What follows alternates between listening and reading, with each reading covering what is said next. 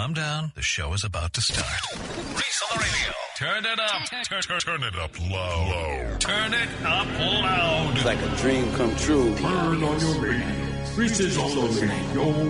Yo, let's get it. Due to the nature of this program, discretion does not exist. It's Reese on the radio. Right now on WTIC News Talk 1080. Yeah! Grumble, grumble. What's going on, scallywags? And all my nutmeggers. All you conversationalists, young and old. And especially you haters, it's Friday. And it's Reese on the radio on WTIC News Talk 1080. Miss Roseanne on the radio in the house. We have to find a way to get the volume on this thing up so that the volume, it's weird how this thing operates. It's like one day the volume is high, next day the volume's low. It's a whole mess, but I got to figure it out somehow. It's a mental health issue. It is a mental health. It needs its meds. I know. Michael B., Scallywag, Original in the house, in the chat room, and plenty of others people will join, I'm sure. Hey, Jeffrey's in the house. Hello, Jeffrey. Roseanne, I was asking you when we were prepping for the show as we sit here, usually about 2.5 hours. We're sitting here in the studio prepping for the show. You're doing research that more than likely we will not get to. Correct. Lots of research. Lots that of we research. Never get to. Yeah, the stories that we never get to, but you are always researching. I'm always researching. And I said to you, did you sing a lot, and you sing everywhere, sometimes against my will. Right. The best backup singer that nobody wants to hire. Mm-hmm.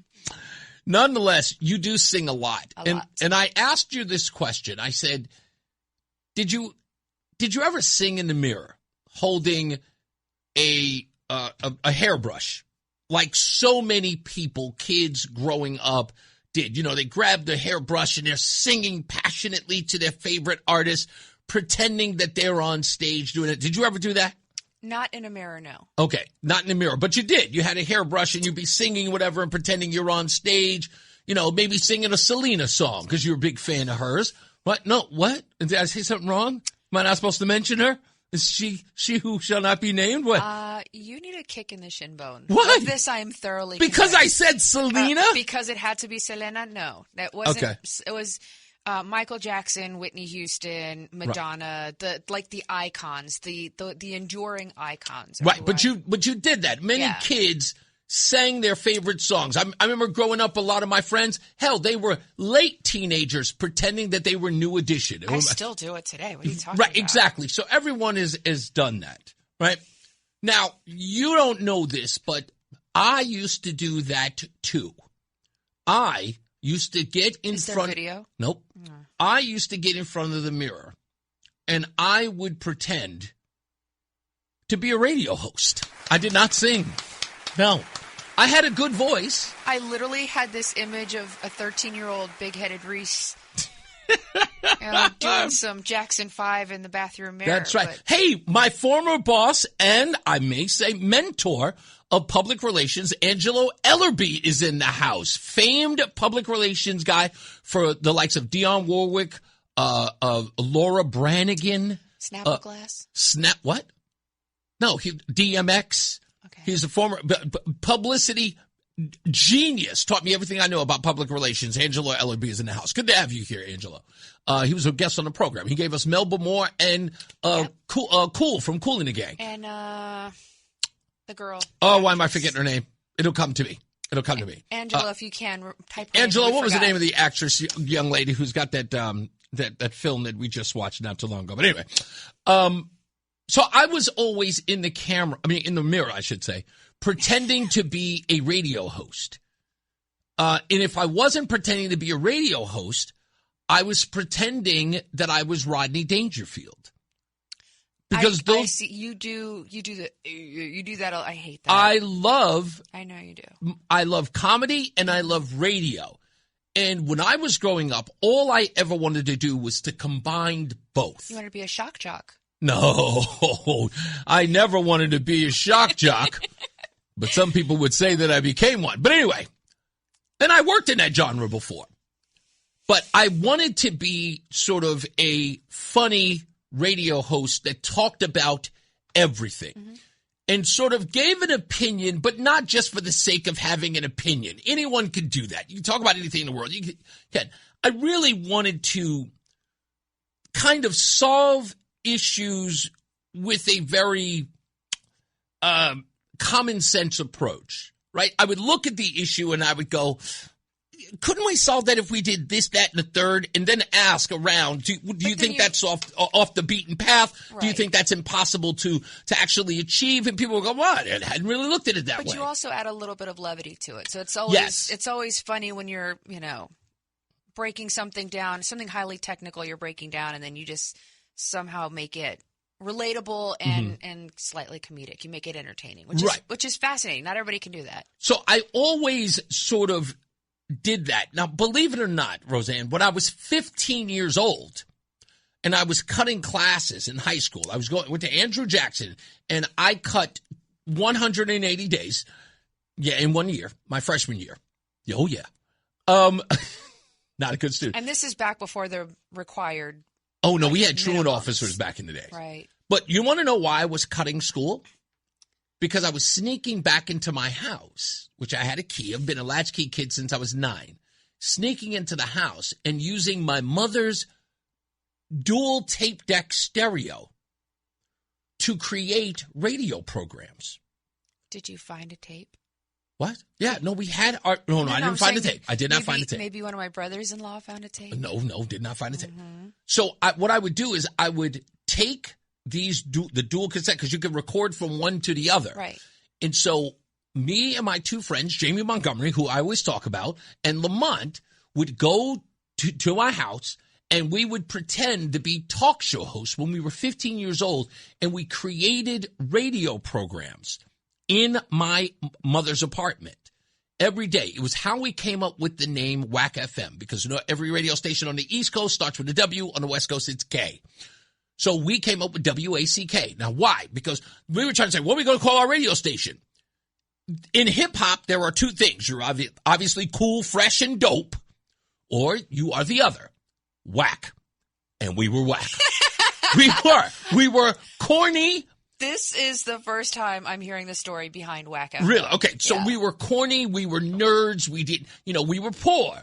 No, the girls didn't like us. The cool kids didn't like us. We were part of no subgenre. We were whack.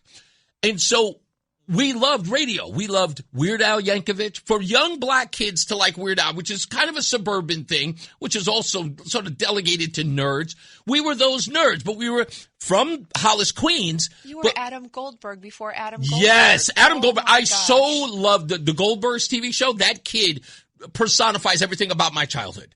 So Weird Al was just a hero to us because he made us laugh and making fun of songs. We were already doing that, and he was doing it on such a grand scale, so we wanted to be just like him, and we wanted to be funny. We had Scott Shannon. We had Mr. Leonard from the Z Morning Zoo. These guys were our idols. So this is what I was doing when I was 15 years old. Now, here I sit, 56 years old, getting ready to be 57. I get my first shot in radio on September 11th on a morning show that is the epitome of shock jock radio. But my first full broadcast starts that morning on September 11th after the second tower is hit, the South Tower is hit, and extends. I'm on the radio that evening until 10 p.m. That is my first real broadcast day, September 11th. And that was the moment that I had to decide who I was on the radio. I knew that because I was sort of helping people that day, informing them of the information we were getting that day, I could still be Reese, at the same time be informed.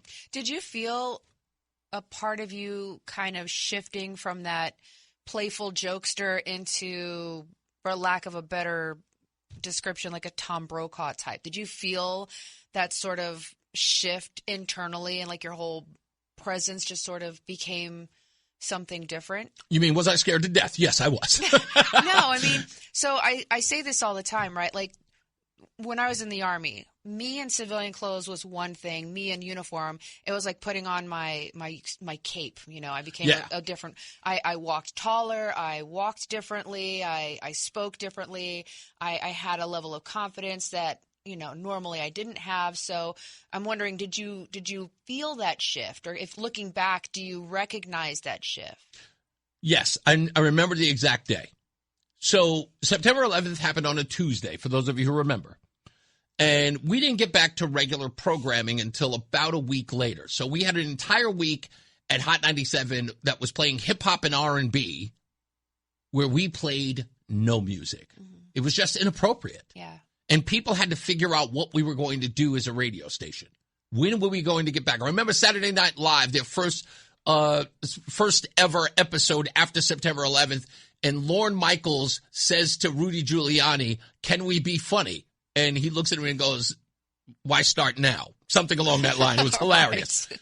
But it was, in essence, we were all trying to figure out who we were going to be after this happened. Right. It's like leaving a funeral for someone you really love. And it's like, okay, is it okay to laugh now that we're at the... Exactly. And that's what our show was always about. Because, again, we're a morning show that we are, in essence, like competing with people like Howard Stern. But me, I was sort of bringing back the Scott Shannon morning show, Morning Zoo kind of stuff. So it was a week later on a Tuesday the week after, and we get a phone call on the air.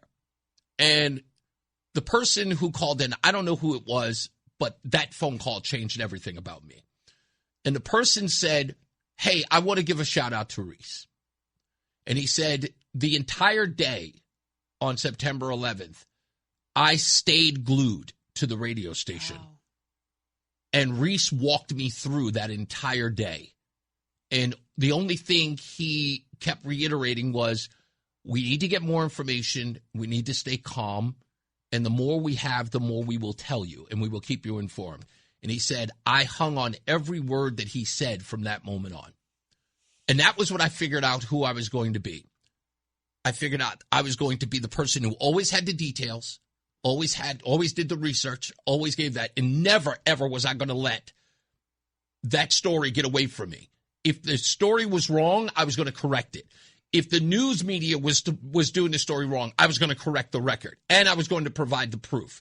At the same time, I was going to do it with fun, and I wasn't going to be too serious. I was already known for being kind of a cut-up, so I wanted to be able to do both, and I had to decide on how I was going to balance the two.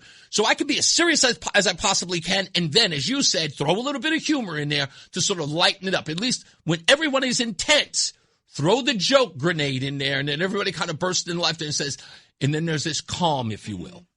That was when I decided, and again, that was in a week after September 11th. I knew exactly what I was going to be, and I knew exactly what kind of show I was going to have if I ever got the chance. And when I did finally get my show in 2007 in our former sister station at WRKO, that's exactly what I did. I did informative news, but I kept it light.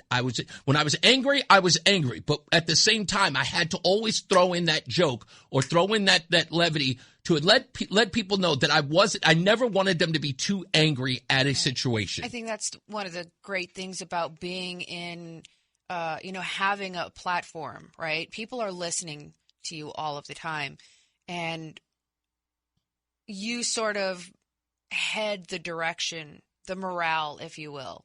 And if you're angry and vengeful and spiteful, that's why we see so much crazy lunacy on the left, is because all of their authority, if you will, their media outlets, all of the people they turn to for information, they're always outraged. And if you come here and you listen to Reese can be angry about something, but then goes, it's fine, I'll be okay tomorrow. You know what I mean? I try to do that. And that's important because people are going to emulate that. People are going to want to be, if you are the favorite person, someone they listen to, someone they follow, then they're going to emulate that behavior because that's representative. This is what I learned from Reese. And it's attractive. It is comforting. And it feels almost empowering to be able to look at a tough situation and go, you know what? I'm okay. I never realized the power of this medium outside of the power that it had over me being a fan of radio since I was 15 years old. Because, again, like I said, I cut school every day so I could listen to the Z Morning Zoo every morning.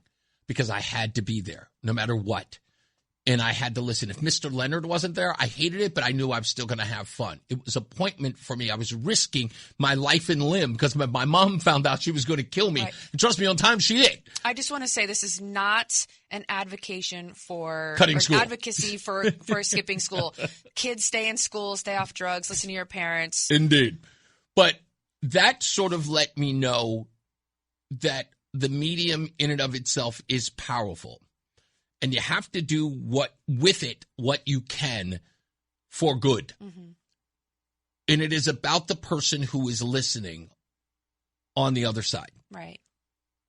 So imagine, if you will, Reese on the radio today always remembers exactly what I felt like when I was 15, exactly what I felt like on September 11th, and exactly what it feels like every day to be a listener. This show is for the audience, and I have an obligation to do my show to deliver for them. When we come back, I want to explain the reason why I do the show the way that I do. Because there are a lot of people who need to understand the brand of radio that we're trying to bring to them. And I think that it needs to be. I think we're at a point right now where we're coming up on the first year of the Reese on the Radio program. It's kind of crazy. And more people are joining this show than ever before. Folks, if you saw the numbers, you'd be astonished, and I thank you. But I think we need to start, I think it's important now to explain to people what the Reese on the Radio program is, why we're here, what we intend to do, and why they are the most important people in the room. Yep. So stick around for that. More news, more views. Roseanne's here. Reese is here. We'll be back. It's Reese on the Radio. Fan of WTIC? Then do us a favor. Download the free Odyssey app and favorite WTIC. All right, we're back. Reese on the Radio. Roseanne on the Radio is here. We've got guests today, including George Austin running in the 2nd District. We've got TJ Duarte, who's coming in for our first edition for a feature that we like to call The Future's So Bright. He'll be here with one of his teachers who's coming in to talk about her influence, or he's going to talk about her influence on him in Waterbury. So we'll talk about that and a whole bunch more during the program. Plus, we'll also be talking to Kim Arsenault. Yes, Kim Arsenault, who is the VP of Training at Forever in Our Hearts with our campaign Canine for Connecticut Vets. By the way, don't forget to go to WTIC.com. That's WTIC.com to participate. We're trying to reach $25,000 for Tucker to be placed with a very worthy Connecticut vet. WTIC.com/vets. In the last break, we were talking about how long it took me to sort of formulate what I was going to do in radio. And I started out as a listener. I knew the things that I liked listening to in radio, and I looked at the success stories in radio. And this business, in a lot of ways, works because of certain sort of elements. There are some shows that are heavy phone call related, right? Like they rely solely on the phone call lines. And those shows are good, but they don't have a lot of content to substance. them. Yeah, not a lot of substance or content. And that sort of guides the show. And I get that because, of course, if you have a host that can talk about anything, it doesn't matter who calls. They can call and just mention anything, and then you just say, okay, I'm taking your calls. It's almost like the Dr. Bobs or all of those guys, I'm calling in because I think my wife is having an affair, and that guy will tell you. If you're a finance show, like, what's his name, Dave Ramsey, you can call him and say, like, I've got $7 million in my, and that, it doesn't matter what it is. That's call-oriented stuff. So it's really phone call heavy. Then there are shows that are, they use the phones as comic relief. Some of my heroes, former heroes. What's the one we listen to where they call and they want a second date? Jules and something like. I think his name is Jew, but they're all over Facebook. We listen to them all the time. They're funny. So great. Second Chance Date or something. Jubal. Yeah, Jubal, that's his name. And it's a great bit, and we listen to it all the time because we love radio, and it's a great radio bit, which, again, another call-oriented kind of deal. It's skit-oriented, so to speak, and those things are fun. Now, I've listened to other guys who are pioneers in this, or I should say pioneers, but guys who are legends in this. Tom Joyner, Steve Hartley. I think you know him as I know. Harvey. Is that his name? Wrote Steve? one of my favorite books, actually. It did? Okay. Yeah. Well, Steve Hartley. Here's a hoot. No, I'm just kidding. Yeah. So Steve Hartley, as I call him, Steve Hartley funny. He does a weird sort of show. It's a lot of preachiness and whatnot. And sometimes he gets it on the mark, and other times he knows nothing about what he's talking about. And he does a lot of name dropping on his show. That's not my deal. That's not. And people do their show and they're successful. He's very successful doing his thing. People like that. It's not me crapping on it. That's just the way they do it. Right? You know what really gets me? What? I will tell you. Prior to doing this with you, I never listened to talk radio, and this is why. Well, this happened in Washington, D.C. today, and everybody was paying attention, and somebody asked a question, and then more things happened in Washington, D.C., and then other people asked questions, and that was it, and we're going to take a break for the weather.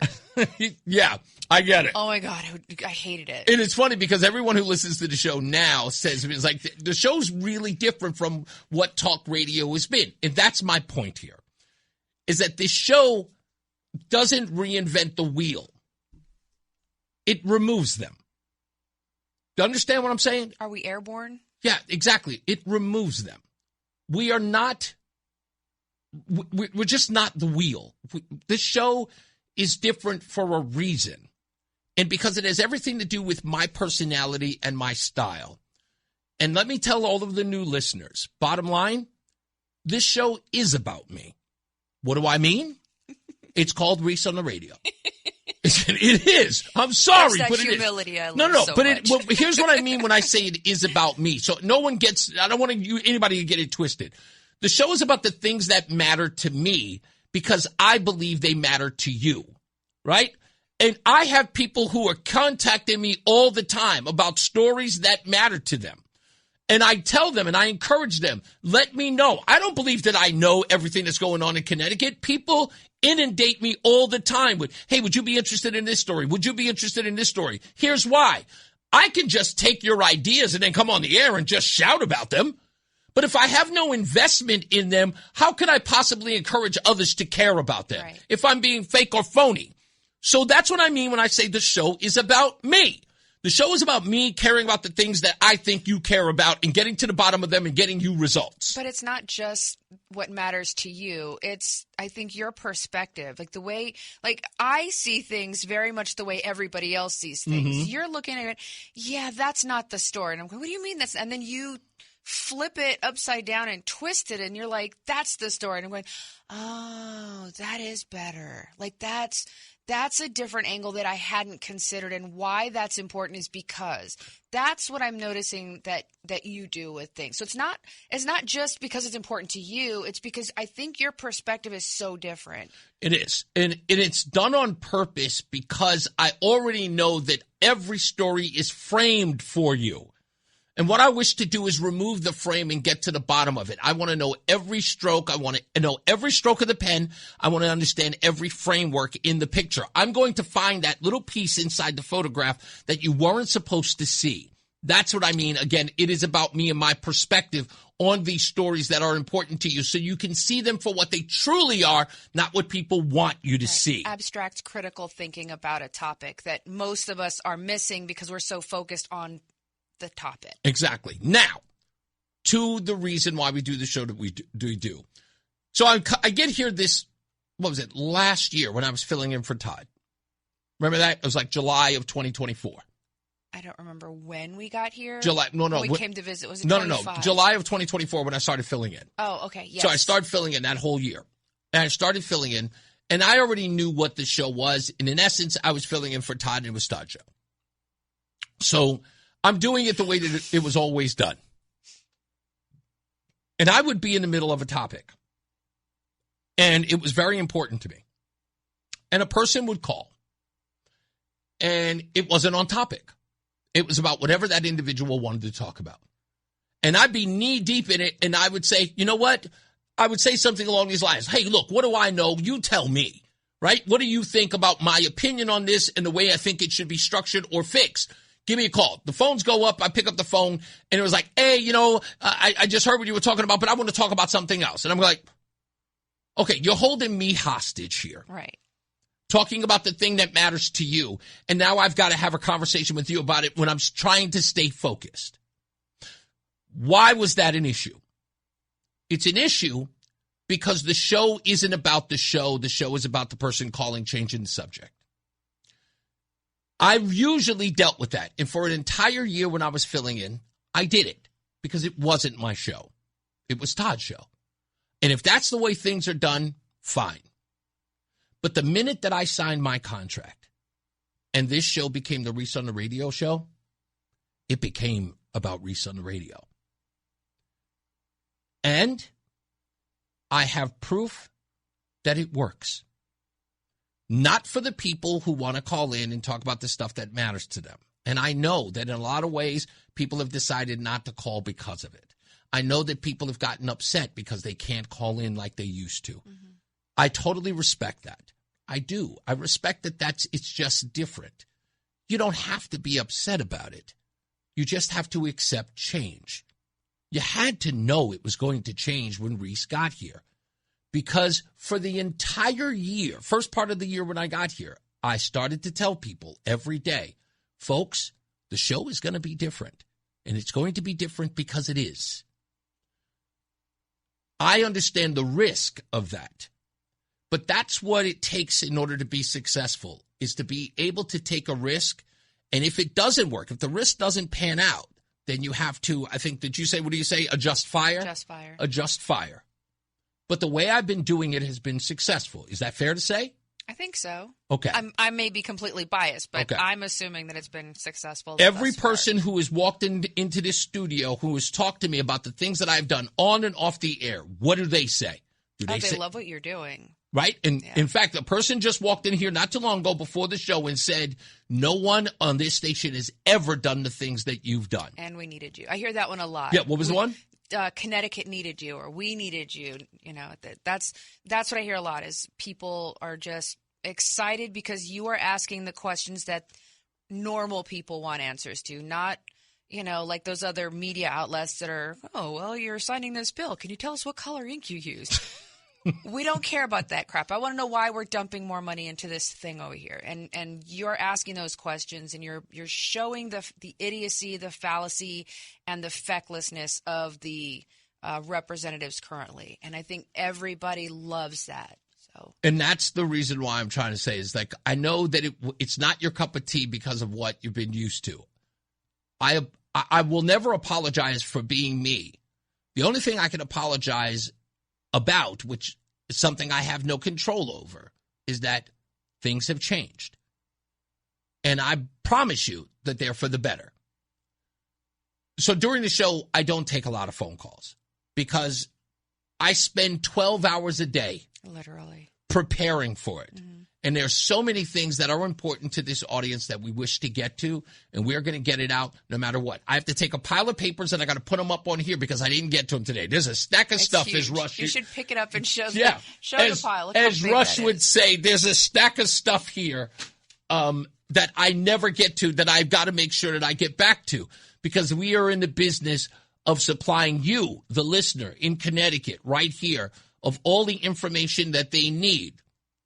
I don't care if I go national, as it were. If I can I tell a secret real quick before, just a little bit? And I know that I'll get killed for saying this, okay? Especially from my wife. Part of the reason why I never want to go national, never ever want to become syndicated, is because I love you. I love you guys. I love you too. Oh, thank you. Them. No, I love you. And there's a part of me that says, if that ever happens, I don't get to talk about Connecticut as much as I want to. I got to talk about other places and other things, and I don't get to do the job that you guys, in essence, have voted for me to do. And when I say by vote, by listening to this show every day, I don't want to leave. I don't ever want anybody coming to me. It would be the worst tug of war ever to say, wait a minute, I don't get to cover Connecticut the way that I do. I don't get to go out in the streets and, go after Ned Lamont and William Tong anymore. Well, of course, after they're out of it. But I don't get to do that anymore. I mean, in all honesty, when we get, Fazio in there and we get Bolton in there. Well, then I can bounce. What are you going to gripe about? No, but I'm just saying? Well, they can screw up too. They could. Yeah. But that's my point. It's like, I do this because I love being here. I really want to be here. I don't want to take my eye off the ball here. Because truth be told, if I made it anywhere, it's because Connecticut put me on the map. Do you understand what I'm saying to you? This place put me on the map. I am indebted to this state, and that's why I fight so hard for it, and that's why I fight for you. And that's the reason why this show is the way that it is, because of you. I think people can appreciate and maybe feel how much you and I genuinely love being in Connecticut. Yeah. We've been here, 7 months, and I don't think every day gets better. Yeah. It does. All right, we got to take a break. We'll come back. More news, more views, and then we'll read some of the comments in the chat room when we return. It's Reese on the Radio. It's Reese on the Radio on News Talk 1080 WTIC. We're back. Reese on the Radio, Roseanne on the radio. We almost didn't realize that we were on the radio. We were busy behind the scenes talking. Michael A. says, and you went through one of the worst winters we've had in 10 years and you still love Connecticut? You belong here, he says to Roseanne. I love it here. Eric says, we couldn't be happier to have someone like yourself taking the charge. Many others never were willing to take. Hats off to you, Reese. Thank you, Eric. I appreciate that. Also, Jason says, I care about eggs and bacon. You're a son of a gun. I'm still going to have that T-shirt made for you. Yeah, for those of you who are new, who do not know that story, there was just some man who called me when we were in Texas, and he wanted you to go on his public access show. Right, and I told him I wasn't interested in going on his show. I like public access. Public access TV is really sort of like the early podcast. And I'm fascinated by the shows that are on there. They're usually religious and all these, subculture kind of stuff. And I find it very fascinating. It reminds me of Sesame Street. Yeah, exactly. So I said, I want you to invite me to the public access studio, but I don't want to be on your show. I don't want to be on anybody's show. I just want to see what it looks like. Yeah, like all of them are different. The sausage. Yeah, I want to see how the sausage is made. But anyway, I told him that, and I said, he goes, where are you now? And I said, I'm actually at the Walmart. He goes, I live near the Walmart there. I was like, oh, okay. Well, I'm getting ready to go home because I got to prepare for my radio show. And he goes, hey, can you do me a favor? I'm like, what? He said, can you pick me up some eggs and bacon? And I went, no. True story. Yeah, I know. You remember that, right? I was like, I will never forget how angry you were. You're like, this. And I was like, what happened? He asked me to bring him some bacon and eggs. Yeah, I couldn't believe it. What? And so I said, no. And then he says, are you allergic to bacon and eggs? To which I was like, what does that have to do with anything? You are asking a strange man to buy you bacon and eggs. And bring it to your home where your children live. To feed your children. Right, but like we didn't know each other. Where your children live. You can't have people come to your house where your children live. Yes. Just randomly. Like, who does that? That was the day that I realized I'm a bum magnet. Jamie Montgomery. I told you got some janky friends. I do. All of my friends, right? All of my friends are bums. With the exception of here in Connecticut. I'm just saying. I'm talking about before I got here. Right. You got some janky friends. My friends are bums. When I told you had janky friends, you got mad at me. Yes. I mean, I got janky friends. People, but janky. These are the kind of guys that, I'll put it to this way. Some of my friends, they have sort of scales. And the one she's talking about in Virginia, they have scales. Like, in other words, you have a friend that may take a felony to defend you, Definitely take a felony and steal a car to do it to make sure you get your weed on time. Outrun the cops, toss the weed out the window, commit the felony, and then fork it. Get arrested. I actually, it's funny because, and some of them worked for me, but they were, they were just not the most reputable people in the world. Loyal as heck. And loyal. Loved them. Absolutely. Janky, but loyal and loved them. I feel like I should tell the story about the which one? There were so many. Richard. Yes! I told you said it's a story for another day. This is the perfect day. Yeah, it is. It's a great Friday it's a show. great day. By the way, when we come back at the top of the hour, we'll talk about the resignation of Tulsi Gabbard. We will get to the news. I know that's important to you. Also, I want to talk about this article about the electric bills and why Ned Lamont is playing it for 4 more years. He's asking for 4 more years, and he seems to be outraged at Eversource about a problem he created, which is astonishing because I just read an article that all of a sudden completely absolves Governor Lamont of the issues that Eversource is now charging residents for, which, by the way, can be resolved tomorrow. Get rid of the public service benefit, whatever that's called. Get rid of that today, and that would solve everybody's problem. But they have to keep it. Just get rid of it. You want to get reelected, Governor Lamont? You know what? I will give you an ultimatum. Free. Listen, you want to get rid of the public benefits charge right now. You want to get reelected. Do it. You don't have any other choice. Abandon the green energy nonsense. And I bet you people will be like, oh, well, maybe not. Then we will have a Governor Auto pen. Maybe. All right, we got to get to news and views. Dave Mager, he's in for John Silva in the WTIC newsroom. We'll be back. It's Reese on the radio. Reese on the radio, making sense of the news. Yeah, even when it makes no sense at all. Now on WTIC, News Talk 1080. All right, we're back. Reese on the radio, Roseanne on the radio here. Thank you, Bear Jaw. That was very kind of you to say that. Calls us the best thing on radio. This Eversource thing that I found so amazing about this. Lamont is writing this letter where he says he's outraged about Eversource asking for this 11%. It's 11% increase. And I'm reading these articles that are written about it, and I'm going, everybody knows that Lamont is responsible for this. Like, the fact that he calls it, he's outraged, blows my mind. Let me read his letter, which I hear a lot of people have not been reading in its entirety. But I want to read the key parts of it. Somewhere in Connecticut, a family is sitting at a kitchen table trying to figure out how to pay their electric bill. Maybe they didn't turn the AC on despite this week's high temperatures. They're struggling because Connecticut families pay some of the highest electricity bills in the entire country, thanks to you. By the way, a writer's embellishment is me answering that. Mm-hmm. Okay. Yesterday, Eversource announced that it wants to raise those bills even higher, $25 a month more to be exact, and that may not even be the end of it because of you. I've been sitting with this, he says, because there's a lot I want to say. Too little, too late. So here it is. The company asking you to pay more just posted a $1.69 in profit last year. Its shareholders saw a 23% increase in their returns from the prior year.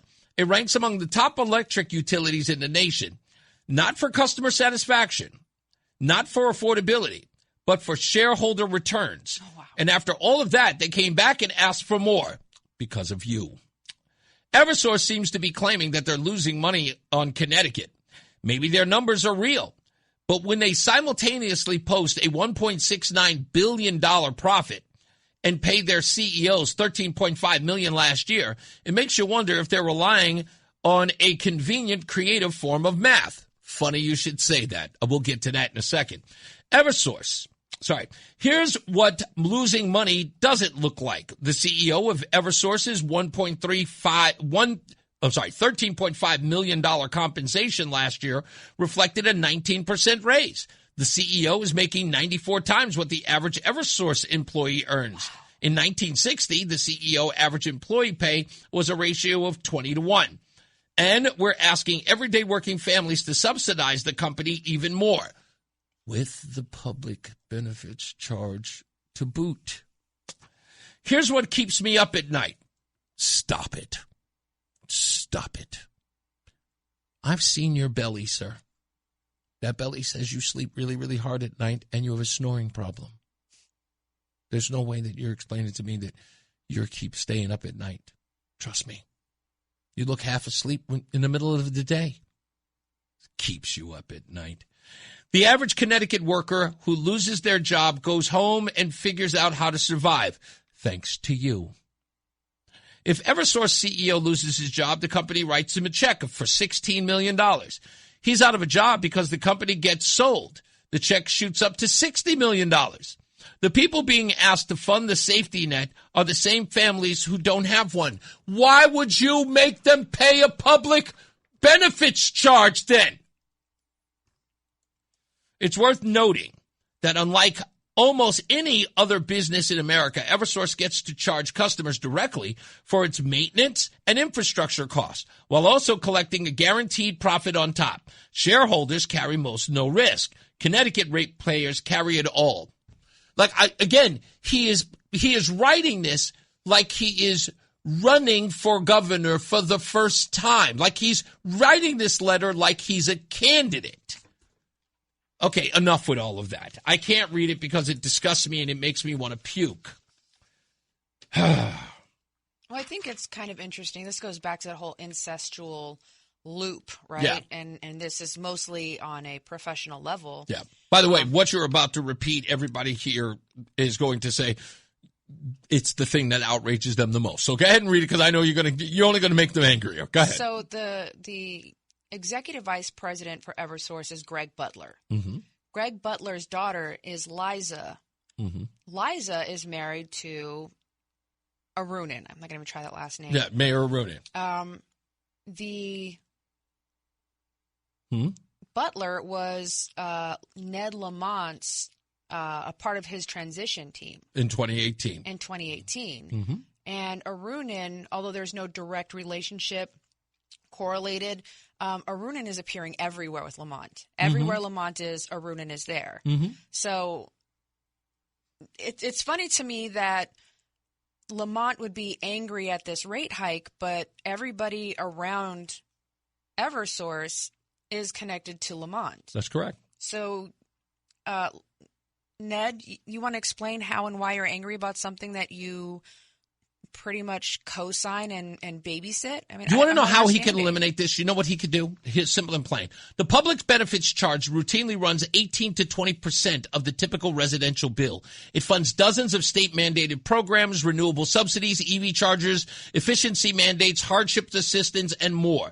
Lamont signed the laws that grew the surcharge by hundreds of millions of dollars. Temporary bonding to the nuclear credit he touts as Band-Aids. They're not cures. Republicans have pushed repeatedly to cap the eliminated large chunks of it. His administration has resisted and offered only partial offsets. If you want to, you can offset the 11% today if you get rid of the public benefits charge alone. 4.6 million people across Connecticut, Massachusetts, and New Hampshire have paid a total of $13.547 billion in revenue to Eversource. Yeah. Eric says that if Lamont took the public benefits charge away, it would help some, but it still doesn't help the fact that Eversource keep jacking up the prices every year. He's 100% the reason for this. Yes, I mean, that's exactly, Eric. I was getting to a lot of those, but you're 100% right. The energy mix and mandates, the nuclear fixed rate contracts with the Millstone and Seabrook are a genuine win that he can claim, but they sit alongside the aggressive renewable portfolio standard targets and the offshore wind commitments that have added volatility and cost. Connecticut's all eggs in one basket warning is ironic that he's, the release that he has.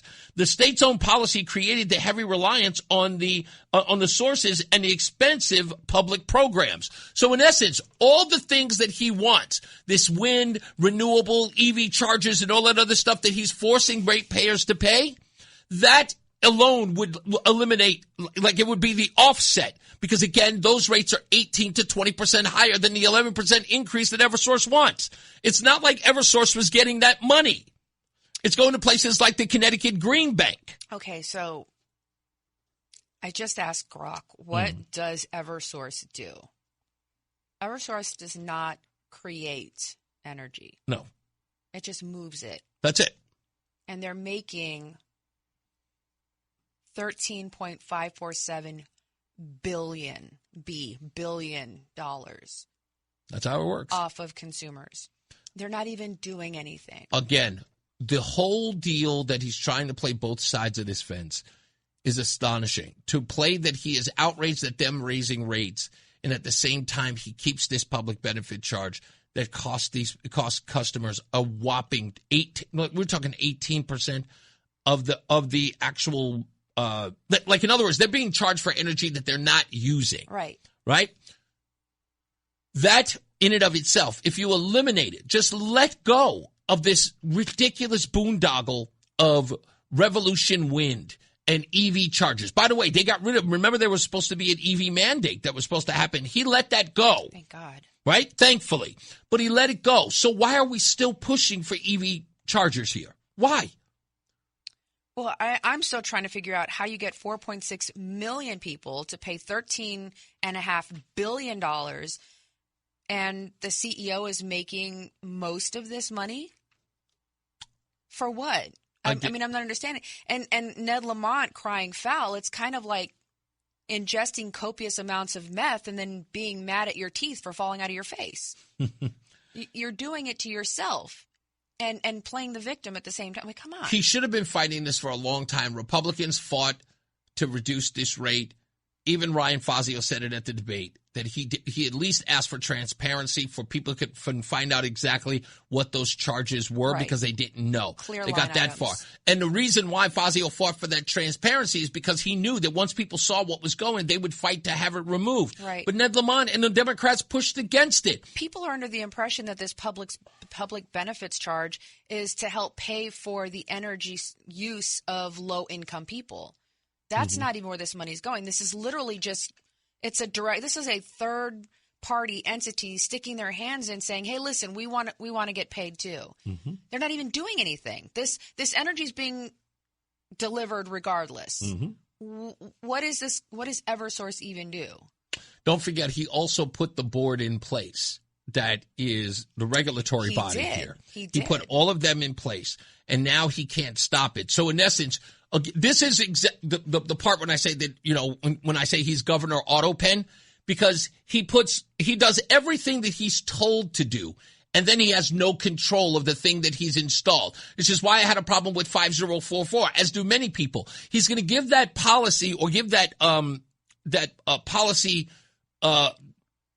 I guess the construct of that, to one singular person. In giving that authority and signing it into law, he's never going to be able to claw it back until he makes them pull it back. And if Democrats refuse to, it's stuck there. Right. And I was just looking at this. Nolan, Joseph Nolan, the CEO, chairman, and president. I wonder if he collects 3 paychecks because of those roles. But he's actually quoted in describing a constructive shift under Lamont's appointees. Yeah. So he's saying that because Lamont did this, I now get to make more money. So thanks, Ned. That's what this guy is saying. Hey, Roland, could you do me a favor? I hate doing this. George Austin is in the hallway. He looks like he's soliciting. Can you help me out and get him? George Austin is our guest for 3 o'clock. He's just lurking outside. I feel so bad for the guy. He'll be here in a second. Thank you, Eric. That's right. Eric says exactly. So again, what's going to glean from this? If people report on it like we're doing here, which I think a lot of other people are going to do soon, he's not going to be able to resist this, and he's going to have to deal with a debate, right? So there's going to be a debate. I'm telling you, after 8 o'clock. More than likely will be. 8 p.m. He's going to have to deal with the debate that is this, and when he suffers greatly, and the damage is done in a debate, and he's not going to be able to, he's going to Kamala his way through it. Oh, I hope he Joe Biden's his way through it, to be honest with you. That would definitely be better. That would be interesting, and all. So, Rosa, grab a seat. George Austin is here, and we had him. I wanted to make sure that you were inside because you were outside. I didn't want you lurking out there, looking all like you're loitering and whatnot. It's a weird thing to be there. In fact, we'll ask George about the Eversource thing in a bit. I'm not going to take that. I'm not going to take those now. So Roseanne said that I should tell this story, so I will before we get to George. So good. George Austin. Everybody grab a seat, lean in, listen close. It's a great story. Okay. So I've always had amazing first-time stories on radio. And before I get to, when I got to WRKO, I had to stay at the Days Inn Hotel. What did I find out on my first day? At that Days Inn Hotel, it turned out that 3 of the terrorists from September 11th were in the same hotel. And then September 11th, your very September first time 11th, on? my first time on the air. So I've always got an interesting first-time story when I go on the air. And WTIC was no different. So, Todd Feinberg and I had already developed a rapport back in our WRKO days, and he had called me up to do a segment about Rikers Island. And we did that, and then he called me and said, about a week later, he says, that segment was great. What do you think about doing a weekly segment with me on Thursdays? And I said, absolutely. What do I need to do? He said, just call up at this time on Thursday, every Thursday, and we'll talk for the final break of the show. I said, absolutely. Well, on that particular day, I owned a moving company, of course, and my moving company was doing a big job. We were moving an entire house into an apartment, so there were very multifaceted parts of the move. We were going to do some things in storage and some into this apartment building. And I just got a new crew member that was going to make the job easier because he had a driver's license. Oddly enough, my other crew members do not have driver's licenses. Janky. They are not. They are not illegals. They just don't have driver's licenses. Now, white is driven snow. That's right, and don't have driver's licenses. Anyway, so this one kid, young kid, boxer, young boxer type, is a good kid, but he's from the ghetto. And what I did not know, even though he was referred to me by somebody I trusted, I did not know that he kind of had some gang affiliation. And he was constantly at odds with a lot of my crew members, to which I would usually calm it down whenever they would get into these tussles. Not I want to say tussles, but these sort of shouting matches. I would usually calm it down. My abilities to sort of, keep everybody cool and calm. Use the dad voice. I'm sorry? Use the dad voice. I threw dad voice into it. And they would, but this particular day was different. And I felt it. It was feeling really different. The job was getting really, really long, and it was a big job, and there was a lot of money at stake. And the new guy had no real endurance either. He was just whiny. Yeah, he was very whiny, young kid, about 2021, and just could not do the job. Anyway, it was getting long, and it was getting arduous, and there was no elevator. It was a long thing. It's just a lot of stuff. And it was hot. And this particular day, it's the first day I'm going to do my first on-air hit with Todd Feinberg. And we're coming up on it. It's 15 minutes before airtime. And I hear two of my employees, the young kid and Justin. Arguing. Now, real quick, what you know about Justin. So the other kid was about 5'10". Yeah. Very lean, lightweight, featherweight boxer. Featherweight boxer. And Justin, no joke, little blonde hair, blue-eyed Rastafarian type, tie-dyed shirts, dreadlocks, smoke copious amounts of marijuana. He was he reminds me of Shaggy. Yes, from and Scooby-Doo. he is absolutely passive. Completely passive. But there is an argument going on between the two of them. Again, it is 10, 15 minutes to airtime with Todd Feinberg, my first hit on the air. Well, Richard, who we like to call Mongo, is a big African-American clunky guy, big guy. Not very bright, but definitely I pick things up, I put them down. Exactly. Yeah. He's 6'3", weighs got 220. Yeah. And anyway, I didn't realize this, but he was kind of a scrapper, but in a semi-violent way. Anyway, so he gets between this kid, I can't remember the kid's name, but the boxer kid, and Justin to break it up. And he's like, look, Justin's a small, diminutive guy. He's Lilliputious, smaller than Roseanne. Leave the guy alone. But anyway, the boxer kid starts talking about, I got that thing, I got that thing, I got that thing. So apparently the kid's language, this means I got that gun. And they realize that his bag is over on the side inside the truck. And Richard is trying to keep it from him. But he keeps making the threats and he keeps pushing towards him. And Richard does what can only be described as the unthinkable. As the young boxer kid gets more and more aggressive, they start swinging at each other. And Richard pulls out a pocket knife. A pocket knife? Whatever he had in his thing was a pocket knife. A little bit bigger than that. Well, he then proceeds to stab the kid. I thought I would have thought, I didn't see this, but all I hear is them screaming and hollering. I don't know this is happening. You're in your car. I'm in my car waiting to do the hit. I'm in the car waiting to do the hit with Todd Feinberg, and I backed the car up to tell these guys to calm down. I didn't even realize that the stabbing, so to speak, had already happened.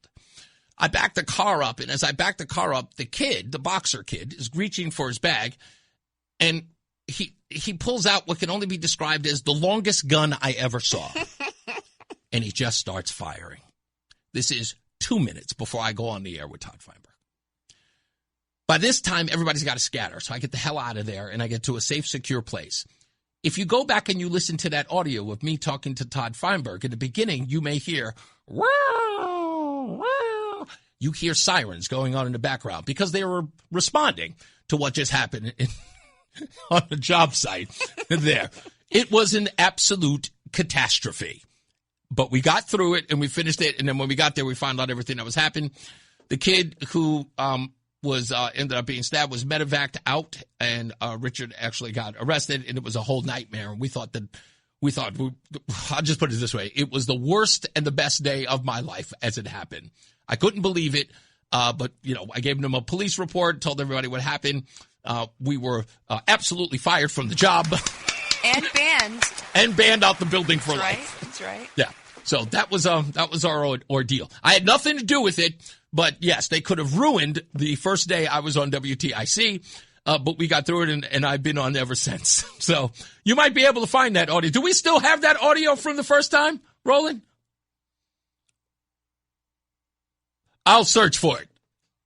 It'll probably be in the archives. Let's take a break. We'll be back. More news, more views, and George Austin when we return. It's Reese on the radio. Spider-Man. Hey, he's your friendly neighborhood Reese on the radio. Right now on News Talk 1080 WTIC. Hey, look at that. We're back. Reese on the radio is here. Roseanne on the radio is there. And if you're looking on the screen, you're probably saying, what kind of weird thing is this? We do what we want. Yeah, we do what we want. Candidate for the 2nd District, none other than we call him a friend because, we talked to him out Saturday, and he's a great participant to this program. He's even called in regularly before you announced that you were running. You used to call in, right? Correct. Yeah. George Austin is in the house. Howdy, folks. I just realized my mic was all the way over. No, yeah. So let's get into this because, I knew very little about your race and how important it was in the sense of, 1, what you were up against, 2, how tenacious you were. You said that this was going to be your nomination. Mm-hmm. You predicted it. You were putting in the legwork. You did not. I mean, when I say putting in the legwork, you were anywhere and everywhere. The places I was going to, you were there. It'd be an event that had nothing to do with you. And your behind was right there in the place, and people knew you.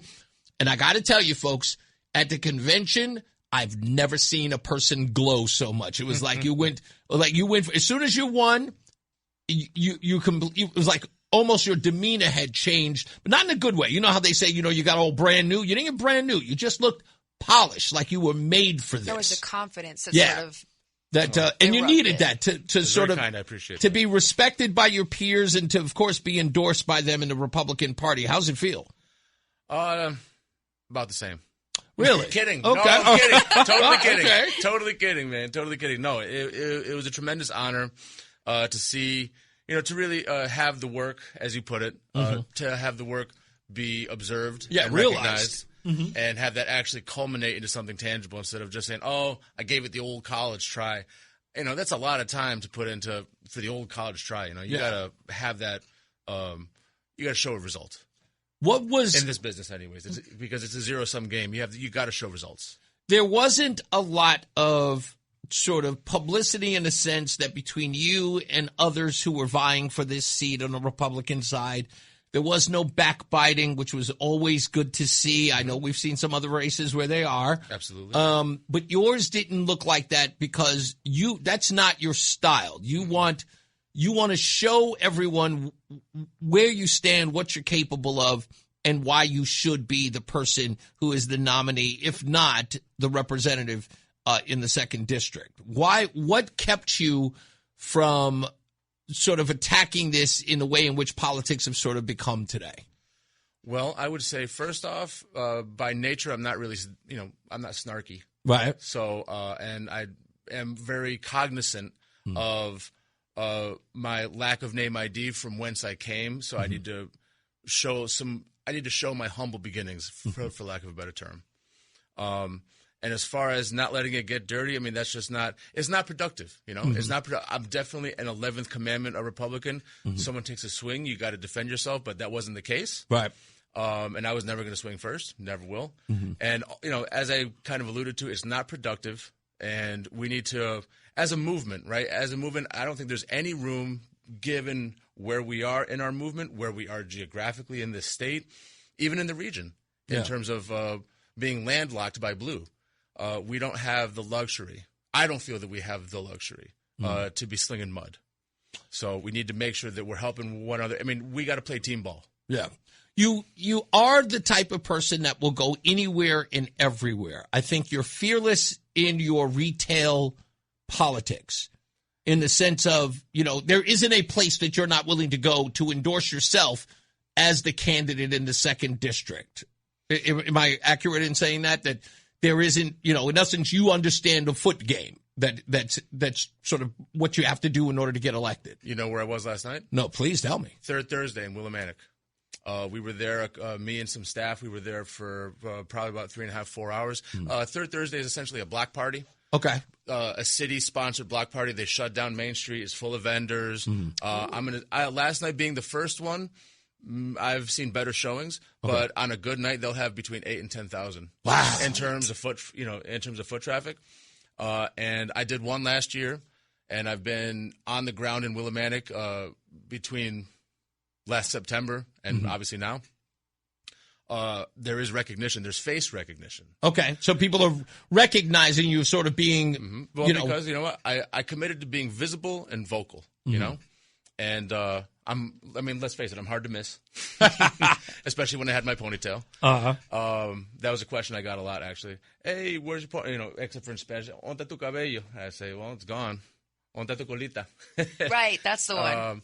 So that was cool, but that's what we're doing. We got to go, because at the beginning of this, I designed this whole campaign and this whole strategy to realize, where do we lose as conservatives? Yeah.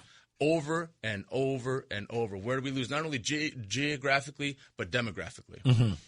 So exactly to your point, that's where I was. I went where we don't succeed. Right. In minority outreach, 18 to 24s, what passes for cities in the 2nd district. Yeah. Bingo, all 3. I'm curious, as far as demographics are concerned, because from what I'm hearing is most people assume conservative Republicans are white men and women. Are you seeing that the conservative vibe is very much alive in the Latino community and in the Black communities? 100%. 100%. And let's just call a spade a spade. An issue that they're having is, orange man bad. A lot of questions. First and foremost, I get asked, what party are you affiliated with? And I'm not going to lie, tell them I'm a Republican, but I say I'm a conservative as well. They say, well, so what's the difference? There you go. I'm glad you asked. Yeah. What a tremendous question. And then I get to explain that we need to start from a standpoint of values, as opposed to partisan politics. Indeed. Because let's face it, we can go ahead and earn their vote, or we can stand there for 2 hours arguing why orange men good, right. Probably lose that argument, and then lose the vote. So you've lost in 3 different ways, and it took you 2 hours to do it. Yeah, I think that it's so funny because I said this, I said it to Aaron Stewart, I said it to Ryan Fazio, and I said it to Betsy. But Betsy, again, is probably somebody you'll never ever, sort of pull away from the sort of endorsing and pushing the relationship she has with Donald Trump. And I totally understand it.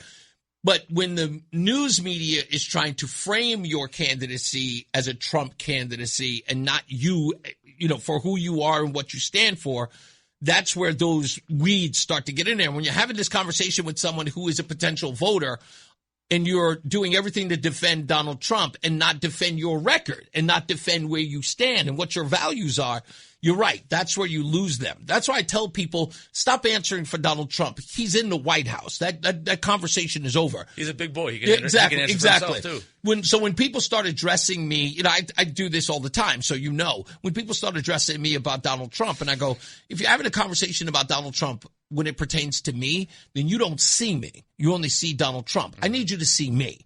We're talking about what I do and what I believe. And if we're not having that conversation, you want to talk to Trump, hey, send him a letter. It said 1600 Pennsylvania Avenue. Right. Well, can we talk about you and I? And so once you start having that conversation, I love the fact that you said conservatism, because that's where they're lost. And when you hear there's a difference, you got them. Because they never knew that. I talked to A.J. Johnson right here. He said, there's a difference? I went, yes. And it shows how little you know. So it isn't about educating them. It is about sort of waking them up. And defining terms. Very good point. You're running this race on the ground and with your son, I might add, which I was absolutely, a big day. That's right. Both of them are there. I apologize. So you're running this with your family right by your side. If I have to ask, as a Hispanic male, Latino male, what is that process like for your sons? Because this is a big deal. I don't know. They're conservative by nature, obviously because I raised them. But listen, right. not to sidestep, but something just as an aside, I guess. Something I realized myself doing as I was coaching both of them and their friends during their football careers in school is that I was always tell these kids to never hesitate, because that's the worst thing you can do in life or on the football field. The only wrong thing you can do is nothing. Go left, go right. I don't care where you go, do something. Right. That equates to not how to think, but to think. Not how to vote, but to vote. So with that said, in terms of them, yeah, I'm sure the apple didn't fall far from the tree. Right. But, they are thinking. They are thinkers. I can tell you this. They were delegates. I had my decision, and before everything that happened, all three of us were going in different directions at one point. Wow. And I was never – it was Junior who was going for Betsy, actually. Really? And, yeah. It was – and – I would never tell them how to vote or what. I would if someone, and also people around, for example, in my RTC and neighboring towns, they would ask me what I thought, and I'm like, if you're going to ask me, I'll tell you, but I'm never going to, if you want to open the door and ask me, I'll give you my opinion. I'm not going to bust down that door, right, and tell you what to think or how to vote. Now, I got down a rabbit hole, sorry, but in terms of what it's like for my kids, it's just a family affair. We all have the fire in the belly. Yeah. And what I mean for this, and again, this is not about them being, Latino men or anything like that. It's about them being young men, right? In politics is usually the last thing young men or young people want to be involved in. So when you're sitting there in that GOP convention and I saw so many young men, I was like, I've seen it at Donald Trump rallies too, but sort of those things you think are anomalies. So to see them in a state sort of state politics and see those young people there and the number of young people that were there, it gave me so much joy to know that we can do that too, that we can have young people involved in our body politics. That's the beauty. So I'm just wondering, because we got to go to a break in a second, but that was the reason for my question, is to have young people involved in the process has got to make you feel good as a parent, because you jumped in very early too in politics as a young person. So, and I did, I was 10, you know what I mean? It's like I was considered an anomaly for a young black kid to be interested in politics as 10 years old. It's becoming the norm, which is beautiful. Isn't it? Yeah. And I didn't twist their arms. They want to get involved. You know why? Because they are self-aware. They notice that as Gen Zers, they're starting from behind the eight ball kind of. Relatively speaking, with other generations, and they want to have one hand on the wheel. Yeah. I think I'm noticing that with Gen Z, too, is that they are more, like you look at the boy and his little group of friends. Yeah. Although I vehemently disagree with his political stance. His father did it to him. I didn't do that. But I digress. Seeing that young people want to get involved, when I was their age, I had zero interest, only because it was so huge. It was such a distant way off thing that it didn't resonate, and I didn't even know where to begin. So seeing the kids getting involved now is really inspiring. It really, really feels good. We're going to take a break. We'll come back. Traffic and weather is coming up. We're here with George Austin, candidate for the 2nd District. Make sure you go to his website, votegeorgeforcongress.com. Again, votegeorgeforcongress.com. We'll be back with him and much, much more when we return. It's Reese on the Radio. It's Reese on the Radio on News Talk 1080 WTIC. All right, we're back. Reese on the Radio, Roseanne on the radio, and, of course, George Austin running in the 2nd District against Joe Courtney. I've never met Joe, your opponent, or, that you're going to be sort of facing. But I can tell you that every time someone says something about him, he's not well liked. But I'm assuming that most of them are conservatives. Do you have any dealings with him outside of this race? Have you, met with him and sort of like, did he give you a call and just say, hey, good luck out there? We'll see you. No, never. I wish y'all could see his face right now. That has not transpired. Why not? Why not? I'm not sure. I don't see why not. I'm not sure he's particularly jovial about about my challenge to him. Well, I don't expect him to be jovial. Politics are politics, but I would call my opponent and say to him, hey, man, Yeah, but you're a little bit more.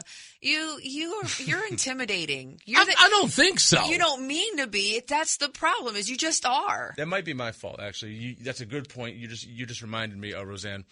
I went down to D.C. in February for a couple meetings. That's right. And I actually had some time to kill. FYI, anyone who goes down there, you need appointments. No one appreciates the old pop in. Nobody does. Do you need an ID in D.C. to pop in? Oh yeah. Yeah, isn't that something? Oh yeah. It's crazy. I need an ID to walk in a door. Yeah, that's right. Walk in a door twice. But so, anyways, I digress. So I got some time to kill. I'm right by the Capitol. I'm like, I'm going to go into the office building. And, maybe I'll see if I can say hello. Sure. Just like that. Why not? I actually, on the side, I shared a elevator with Tom Massey. Okay. Nice. And I was, he was in the middle of an interview. Mm-hmm. I put something in his hand. I shook his hand. I wanted to say something funny, but I was starstruck. Mm-hmm. I haven't been starstruck since. Well, you know what? The beauty part of it is that, he'll be a regular guy real soon. Yeah, I know. Well, I don't know. Maybe, and then maybe he won't. Maybe he'll do something else. But so I go to Joe's office. I walk in. I don't have an appointment, and I thought as soon as I walked in, if he was there, I was going to say, because I happen to have a tape on me. I'm like, a measuring tape. I'm a contractor. I thought I would walk in and say I wanted to get some measurements so I could redecorate my new dates. Wow, that is where I kind of thought I love it. That was going to go. Yeah. Of course, he wasn't there. No problem. Right. But what I did find interesting, I'm not sure anyone's aware, but when you walk the halls outside of every office, there's kind of like something decorative, or there's space to do it. For example, permanently installed flagpole holders in the floor. Correct. For example, he had 2 flags shown. Please. Anyone want to guess what flags they were? I want to say Iran? Palestine and the pride flag. One of those is correct. Okay. Wow. Roseanne, try. I was going to say Iran and I'm guessing maybe a LGB LMNOP flag. That one. Okay. And Ukraine. No. Yeah. Courtney. No American flag. But that's like old. So aren't we over it? I don't know. What can I tell you? Oh, no. I have not heard a Democrat mention Ukraine. It's been a bit. They don't even talk about Greenland anymore. That's wild. That's true. So, no, we're going to have to take a break. We got more with you. Don't worry about it because we got to get our first check of weather and traffic with Mark Christopher, who's coming up. We're here with George Austin running for the seat in the 2nd District of Congress. Please go to his website, votegeorgeforcongress.com. As he said, he is fundraising up until the last minute of this election. So help him out if you wish. That's votegeorgeforcongress.com. Mark Christopher's here. He's in the BPS Lawyers Traffic Center. Hey, sir. All right. We have just concluded the first half of the Reese on the Radio program. Second half coming up. We continue our conversation with Mr. George Austin running for the 2nd District. Your contribution would be very helpful to his campaign. VoteGeorgeForCongress.com. That's VoteGeorgeForCongress.com. Also coming up on the program, we've got Kim Arsenault, the VP of Training for the Forever in My Heart Foundation and their Canines for Connecticut Vets program. You can always donate by going to WTIC.com/vets. That's WTIC.com/vets. Also, TJ Duarte comes in for the first installment of The Future's So Bright.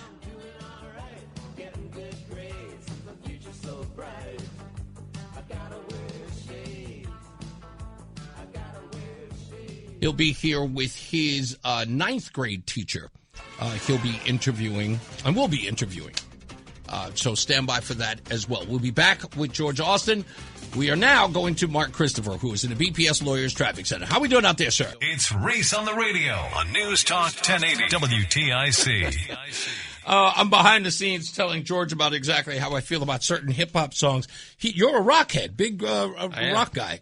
Who's your favorite band? I'm busy talking about me. Who's your favorite? No such thing. I will say on the way. No, well, look, for me, there's no such thing. But okay. Your hype song. I was growing up. I was growing up in the 90s.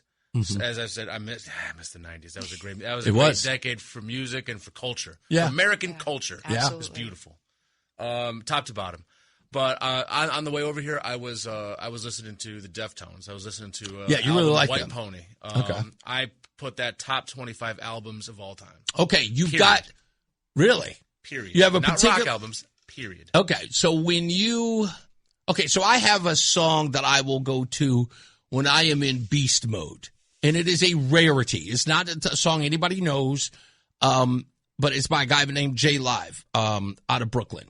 And it's not a song anybody would know, but if you listen to it, it's just a live band with just this one. I mean, it's absolutely amazing. What is the song that you're going into battle with, and this song is playing in your headphones, and you've got to go slay the dragon? What's the track? I don't have one of those. No, I really don't. I like getting into my own head. Okay. I like the silence of my own thought. What do you call that? The silence is deafening? I like the deafening silence of my own thoughts. Really? Or Okay. lack thereof. Okay. Even though I said that back. No, I need I guess I'm a hype song kind of guy. Lose Yourself. Lose Yourself by Eminem. Absolutely. You are so top 40 corny. Yo, mama. I'm going to have to agree with Reese on that one. It's either that or Electric Powwow. Okay, yeah, that's the tribal song by That's by hold on.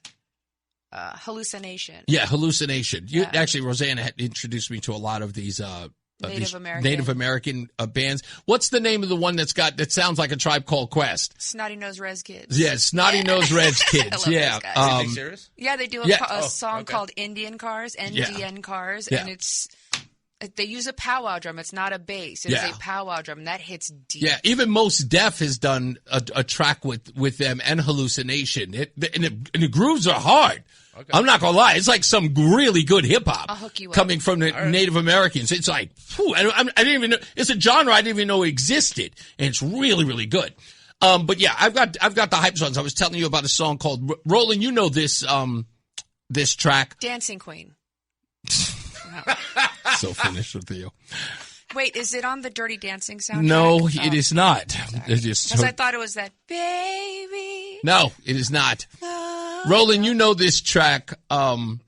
It's called The Learning by Mobb Deep. And if you could just play the instrumental, you don't even have to play the words, but if you play the instrumental, that song, when I hear all you hear is the snare in the beginning of the song. You just two snares. Click. Shake it off. Click. That's what it is. And the bass comes in. When I hear that, I could go to war with that record. Hold on. Let me play it. Let George hear it.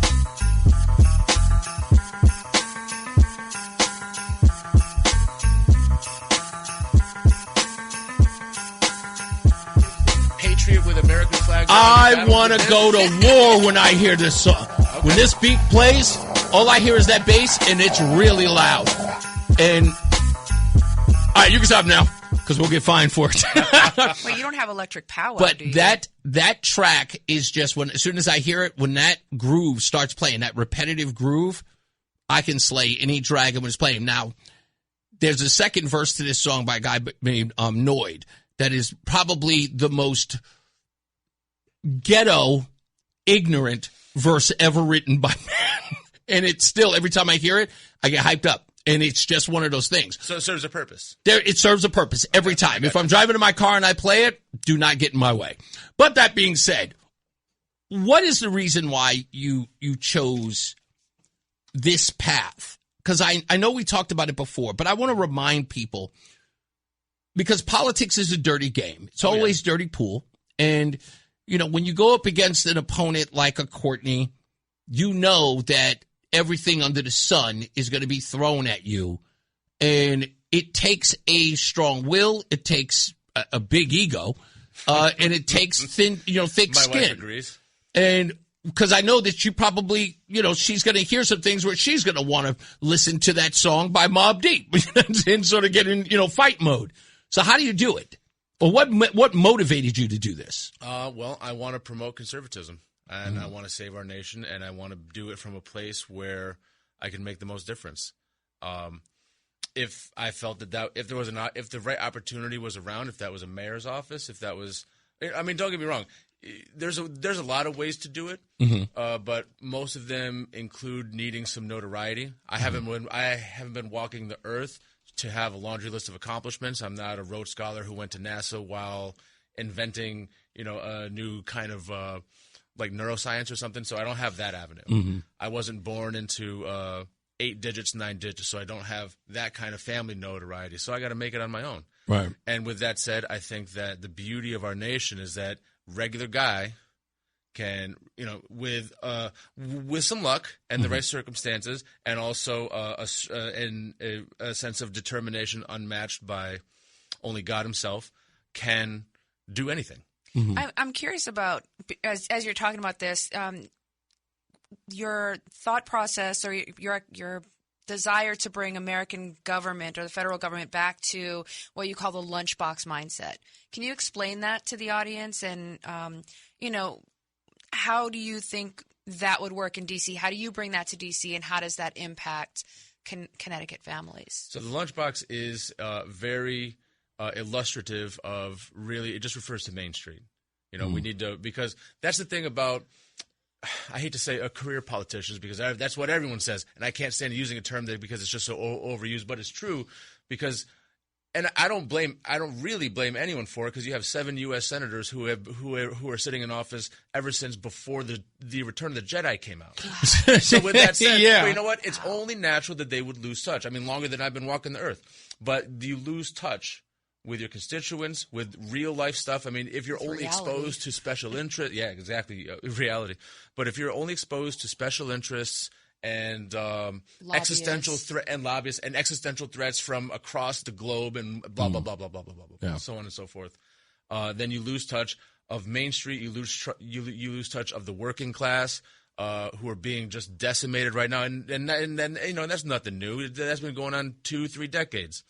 And you know what? And we are not taking care of the next generation, who, let's just say, the difference between myself and my parents when they were my age, let's call that X. Let's just say that's X. The difference between me and my sons, that's exponential. That's X squared, because it is not, it's not on par in terms of, and when I say difference, I'm talking about the kind of, the pace at which culture evolves. Whether that be as I mentioned earlier, them starting from behind the 8 ball in terms of their financial prospects, or the American. I mean, look at AI that's coming. That's lurking around the corner. What's that going to do to lunchbox folk? Right. And so what the lunchbox really refers to is how families and small businesses, because I'm both, we have to tighten our belts every time costs go up. You have any kind of market that's more volatile from one day to the other. We don't have the taxpayer credit card that we can just keep swiping or print more money from in order to make ends meet. We need ingenuity on our side. We have necessity, the greatest tool known to man, the greatest teacher, necessity and failure, which I guess is the same thing. What is the conversation that you need to have with Democrats come this election? Because I know that Republicans are going to be reaching out to Democrats this time around. Why? Because they are suffering under this sort of unaffordability that we're dealing with. They are not. I know that they are not voting for more unaffordability. They understand that this Democrat Party, this supermajority in this state, is not pulling them out of the weeds. They can tell everybody that it's Washington that's doing it, but they know who's raising their property taxes, their mill rates, everything. They know who's costing them more right here, and it is the party that they're voting for. Mm-hmm. We do know that they're frustrated and kind of fed up with it because we see it in the numbers.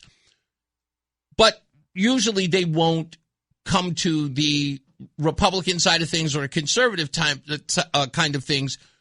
So how do you make your case to Democrats or left-leaning folks in the state to say the time is now to get us out of that sort of taxpayer burden that is the state of Connecticut? The never-ending cycle? Sure.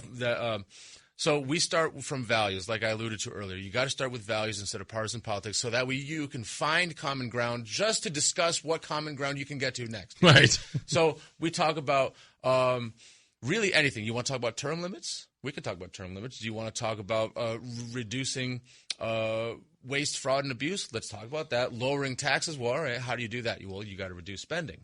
How do you do that? Well, you need to really start having hard conversations, and you got to cut costs. Yeah. Which, I mean, I know that sounds a lot easier said than done, which it is.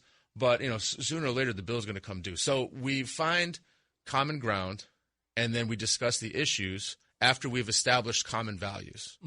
And if we can avoid talking about party, talking about anyone who's not involved, for example, the president, because he comes up, right. Or you talk about, even if we're talking about what I call kitchen table issues, even at the municipal level, even the governor doesn't really factor into that equation. So you got to keep it on values, so you can resolve issues without bringing party politics into it, which is very kind of retail and a generic answer, but it's really simple and it works.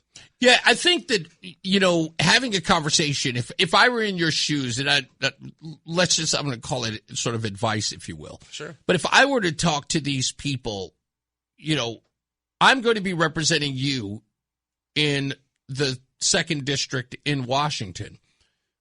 If you want me to go to Washington to fight Donald Trump, it means I'm not fighting for you. So when I go to Washington, I'm fighting for this district. I'm fighting for the things that matter. What do you want me to do? What's more important to you in the 2nd District? That's what I would say to them in that conversation. Can we talk about the things that would benefit you here in the 2nd District that I could do when I go to Washington? And if it's about fighting Trump, you're going to have to explain to me how I do that or how that benefits you as a resident of the 2nd District. Ooh, that's good. No, you know what I mean? I like that. Yeah, because you put the burden of proof on them. Right, exactly. Because I've been asking. I asked the question, for example, last night at Thursday, a couple of times I bust out, if you had the magic wand, what would you change? And they're all state issues. Right. They're all talking about PURA. They're all talking. Well, I mean, they didn't say PURA, but of course they're talking about energy rates, EverSource, and and whatnot. And I really try and dance around it very lightly because I don't want to bring party into it. But I have to mention that, well, over the past 20 years, we have we have made policy and implemented it that really shoots ourselves in the foot. Yeah. I'm wondering real quickly, I mean, it's not a quick answer, but I want to get this question in. What is the first thing that you would do in D.C. to benefit the people of Connecticut? Like, what is the very first thing that you would work toward, for improving the cost of living, for reducing energy, anything like that, people are not aware of needs to be done on their behalf? You have 60 seconds. Oh, man. Okay. Thank you, everyone. Bye. So first things first, we need to, again, cut spending, and so therefore we need to stop printing money because that is hurting the less fortunate and the young, who typically are the least, are the poorest, by making their dollars worth less because they have less of them anyways. So we have to stop. We got to stop printing money, and the way the most effective way we do that is I would vote to bring all foreign aid to zero. At least for one congressional term, while we get our fiscal house in order. We got to quit printing money just to send it on pallets overseas. That's actually a pretty good answer. I love it. I would start there, too. For starters. Yeah, that's a great start. And guess what? That's an 80-20 issue. Yeah, just agreed. like term limits. Term limits would be another one. I know, and there's a lot of argument out there, well, why term limits is a stupid idea, it's a bad idea. But, I mean, just think about it from a pragmatic standpoint. That would, so much would shake out if you have people who know that it cannot be a career. It cannot be a way of life. That's a good point, because then again, nothing would be set, that career politician, if you will, wouldn't set some of these policies in stone, give people an opportunity to vote for their values as they apply. Mm-hmm. All right, we got to get to weather and traffic. Thank you, George. I appreciate you, man. Of course, you'll be back. We got so much stuff to go in, and we got the summer too. George Austin, make sure you go to his website, votegeorgeforcongress.com. Help him fundraise so he can, annihilate Joe Courtney. Again. That's right. Make Connecticut great again. Let's get to Mark Christopher. He's in the BPS Lawyers Traffic Center. Stay locked in. Reese on the radio is on WTIC. News Talk 1080. Of course I screwed this up. It's Reese on the radio. We're back. I apologize. We're setting up for our next guest, who's coming up in a minute. But in the meantime, let's do the thing. News. Today, celebrating a birthday, turning 42, R&B soul singer Leela James. Don't know a song by her. Brandon Stone, a pop singer. Don't know a song by him. Donnell Jones. I know that guy. He turns 53. He's an R&B singer. Johnny Gill. You got to know him. He used to be just a soloist, but then he joined one of my favorite groups. Okay, I'll admit it's my favorite group of all time. New Edition. And, of course, another man who I absolutely love and adore, Morrissey, celebrates a birthday today, turning the ripe old age of 67. You know how he whines. Well, we love Morrissey. 19 years ago, the Nationals released an acclaimed fourth studio album called The Boxer on May 27, 2007. I can't believe that 2007 is 19 years ago. 55 years ago, the Rolling Stones' Sticky Fingers hit number 1 on the U.S. charts on May 22nd. 59 years ago, Hey, It's the Monkees released Headquarters on this day in 1967. That is almost 60 years ago, just 59 years ago today. And 50 years ago, Paul McCartney and Wings' Silly Love Songs hit number 1 on the Billboard Hot 100.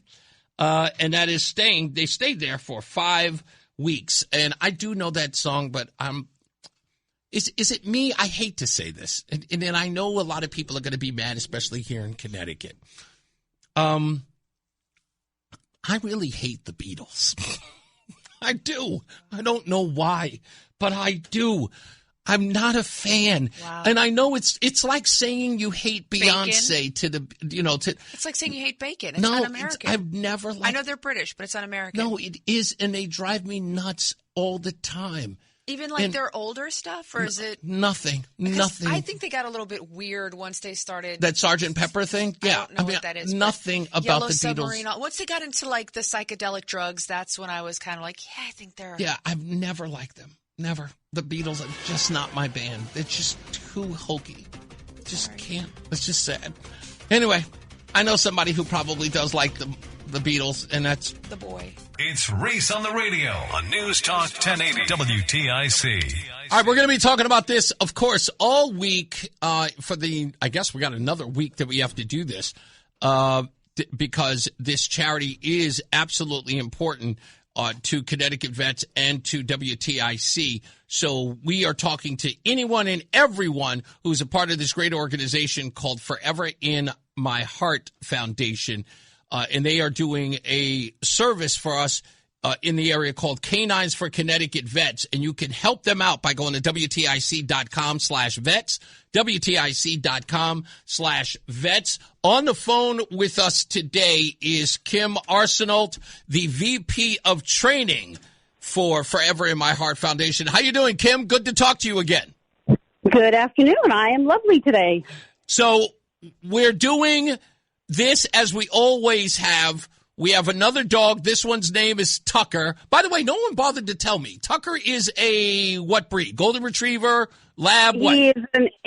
He's what most people would call an English black chocolate.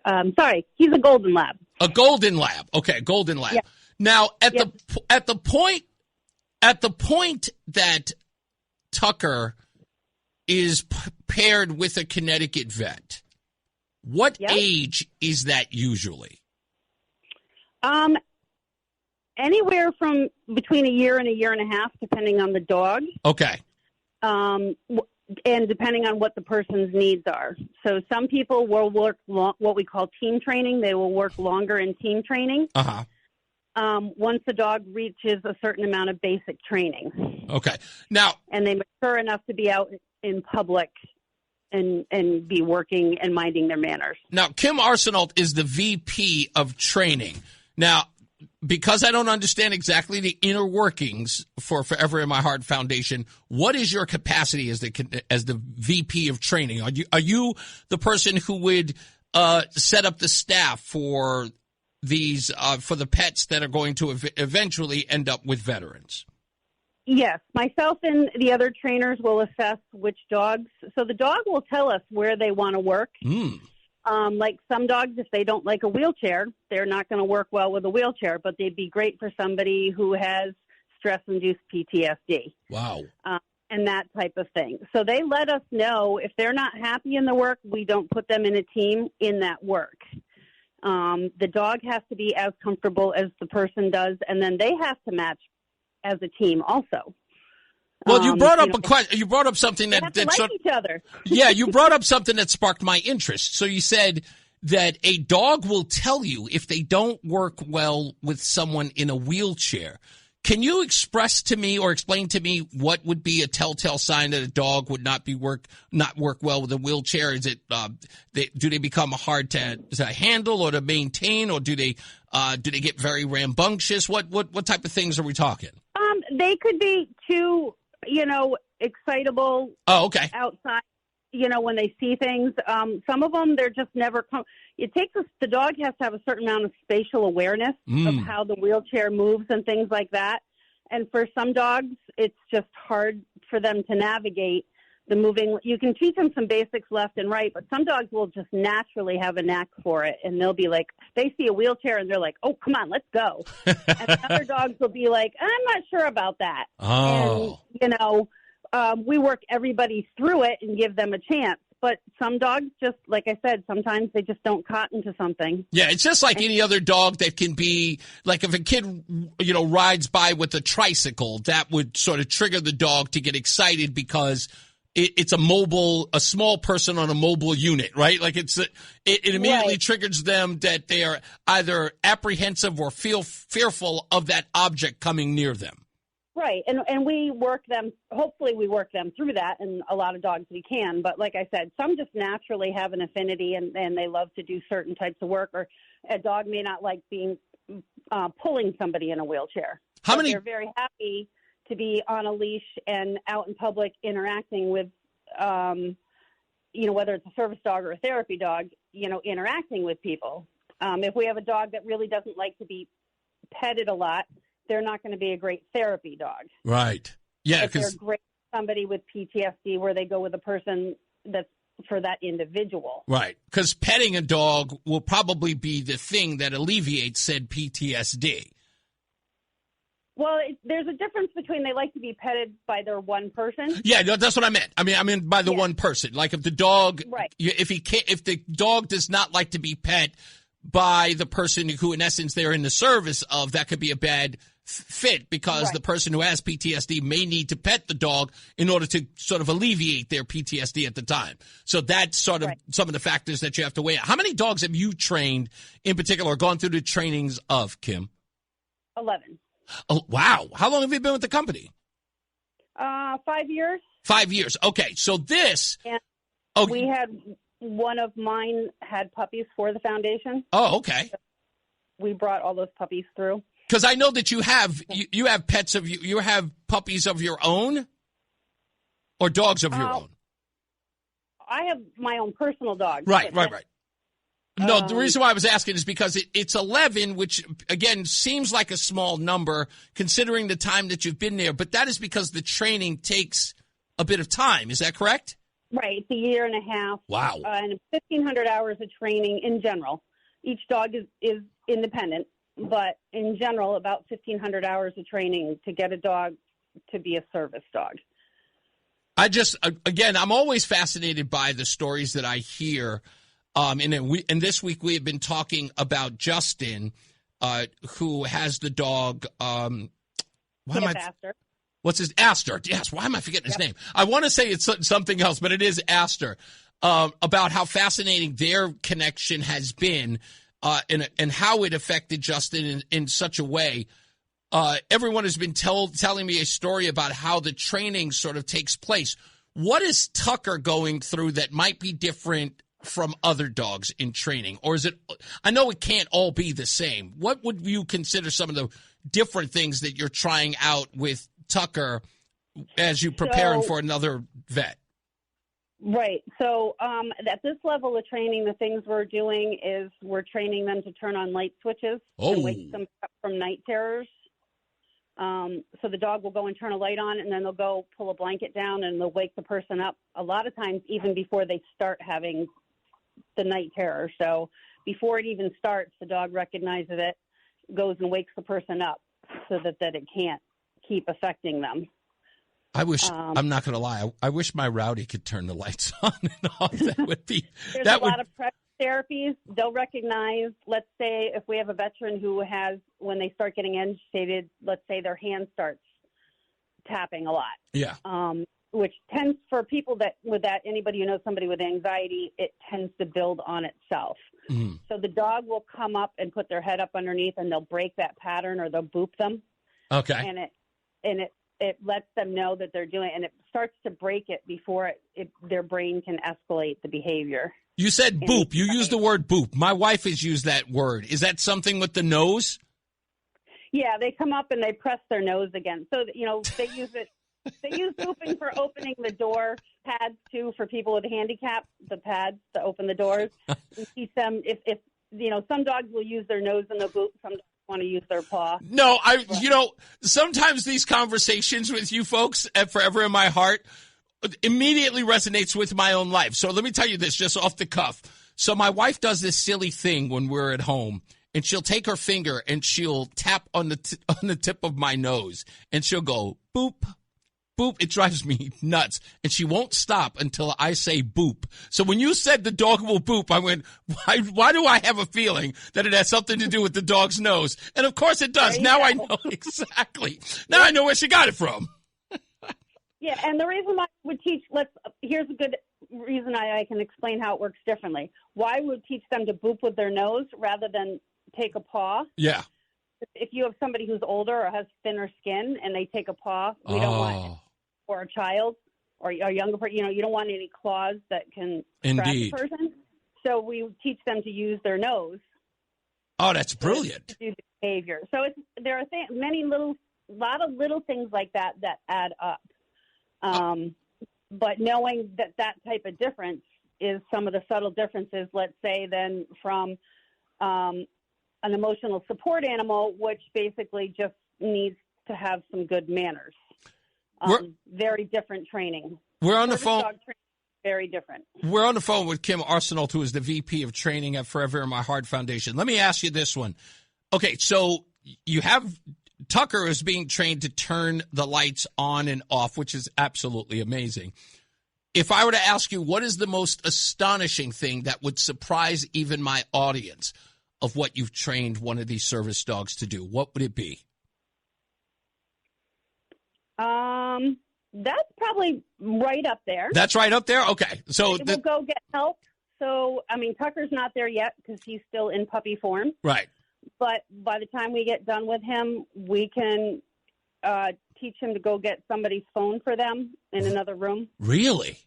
Yeah, we'll say go get help, and the dog will go, find the phone and bring it to them. That's not bad. I mean, these are like real-life lassies. Yeah. I hate to I'm sorry, I reference everything by TV terms. That's just me. It's the way I grew up. For a lot of people it is. Like I said, a lot of people don't truly understand what goes into a service dog versus, why can't I just take my dog out in public? Yeah. As well as they have to be able, like in an airport, they have to be able to go through the airport with no issue for a person and be on an airplane. They have to go on trains. We expose them to so many things, and they have to react quietly. And that's not to say that a service dog can never react to anything. They're Right. They're animals, right? Just like we're people. Yeah. If somebody makes a loud noise out of nowhere in general, most of the dogs are trained. Loud noises don't affect them. But it's like people. If it startles you, there's a good chance it could startle your dog. But they have to correct and come back immediately and not, like, go off and lose their mind over it. They have to come back and be right back there with you. And their job is to be with that individual, which is why we teach them in public to ignore other people. They'll even ignore flights, Kim. That's because I know that there are dogs who will go in a kennel inside of an airplane. And of course, the ear popping, going up into high altitudes will set a dog off. I remember being on a plane hearing a dog bark the whole time underneath the cabin. Like, there are times when I've seen that. It's got to be an arduous sort of campaign to get an animal that might be taking flights in order to do that, because they're going to be sitting in the cabin with the vet or the individual that they're flying with, right? Yeah. Yep. And there's some things we can prepare them for. A lot of it, we get, if we can, we get them on, a flight and get them used to it and stuff and there's things that we know that we can do to help. I'll probably pretty much guarantee that doggy that you heard barking was not a service dog. No, I was just yes, it is a regular dog. So the fact that you can train a dog not to react to something even as as painstaking as ears popping, it's like, to me, I would almost feel like it was like wrangling children, in that capacity. So that's an amazing job that you folks do, that you're able to do that. Yeah, I've had 3 dogs in a restaurant underneath the table, and the waitress never even knew they were there. That's the product of good training. Kim Arsenault, who is the VP of training for for Forever in My Heart Foundation. Our charity, of course, is Canine for Connecticut Vets. We're getting Tucker in the hands of a worthy Connecticut vet. So please, if you'd like to contribute, all you have to do is go to WTIC.com. That's WTIC.com/vets, WTIC.com/vets. Contribute today so we can reach that $25,000 mark, so we can get Tucker with a worthy vet. Anything else did I miss anything? Nope, that's a good start, and I hope everybody has a safe and happy Memorial Day. Thank you, Kim. We'll talk to you next time. Have a good day. Thank you. You too. All right, we'll take a break. Let's get another check of traffic and weather. Mark Christopher is here. He's in the BPS Lawyers Traffic Center. It's Reese on the radio on News Talk 1080 WTIC. Hey, what's up, guys? It's Reese on the radio. We are back, top of the hour. A new thing that we are doing here on the program is to feature a young man who has become a really, really good friend of mine. I mean, I have to honestly admit that I treat him – oh, no, I'm not supposed to do that. I did the wrong thing.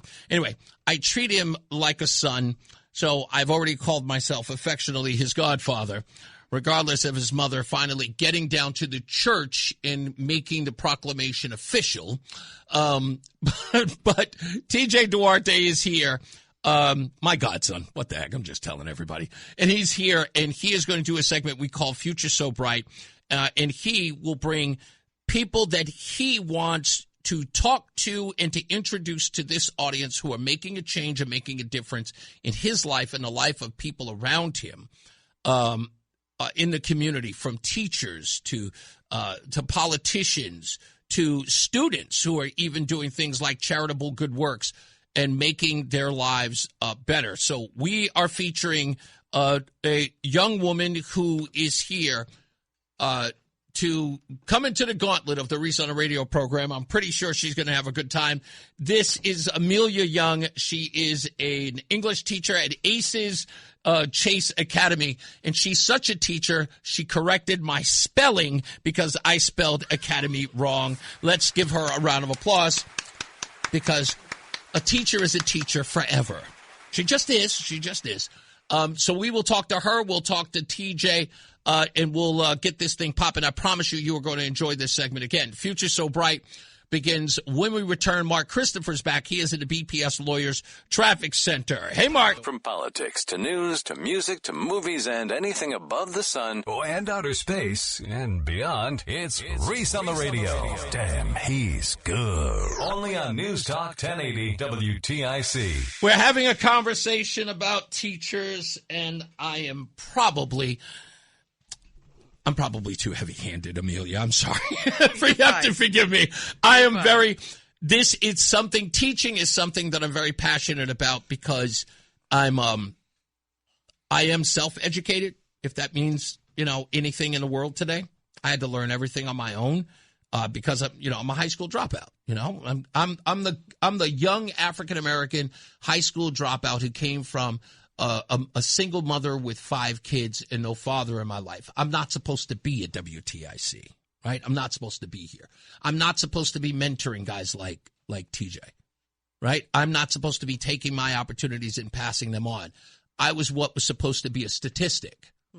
And that's the reason why, when I talk about educating our youth, it is the most important thing. And I commend you because you obviously made a difference because you made a difference to this young man. And you were the first person when I asked him, who do you want to bring on? He called you. So when I talk about teaching, I hope you don't take it personal. It's nothing about you. I'm sure that you are a fantastic teacher. Your presence here is absolutely a testament to that. But it totally screwed me up.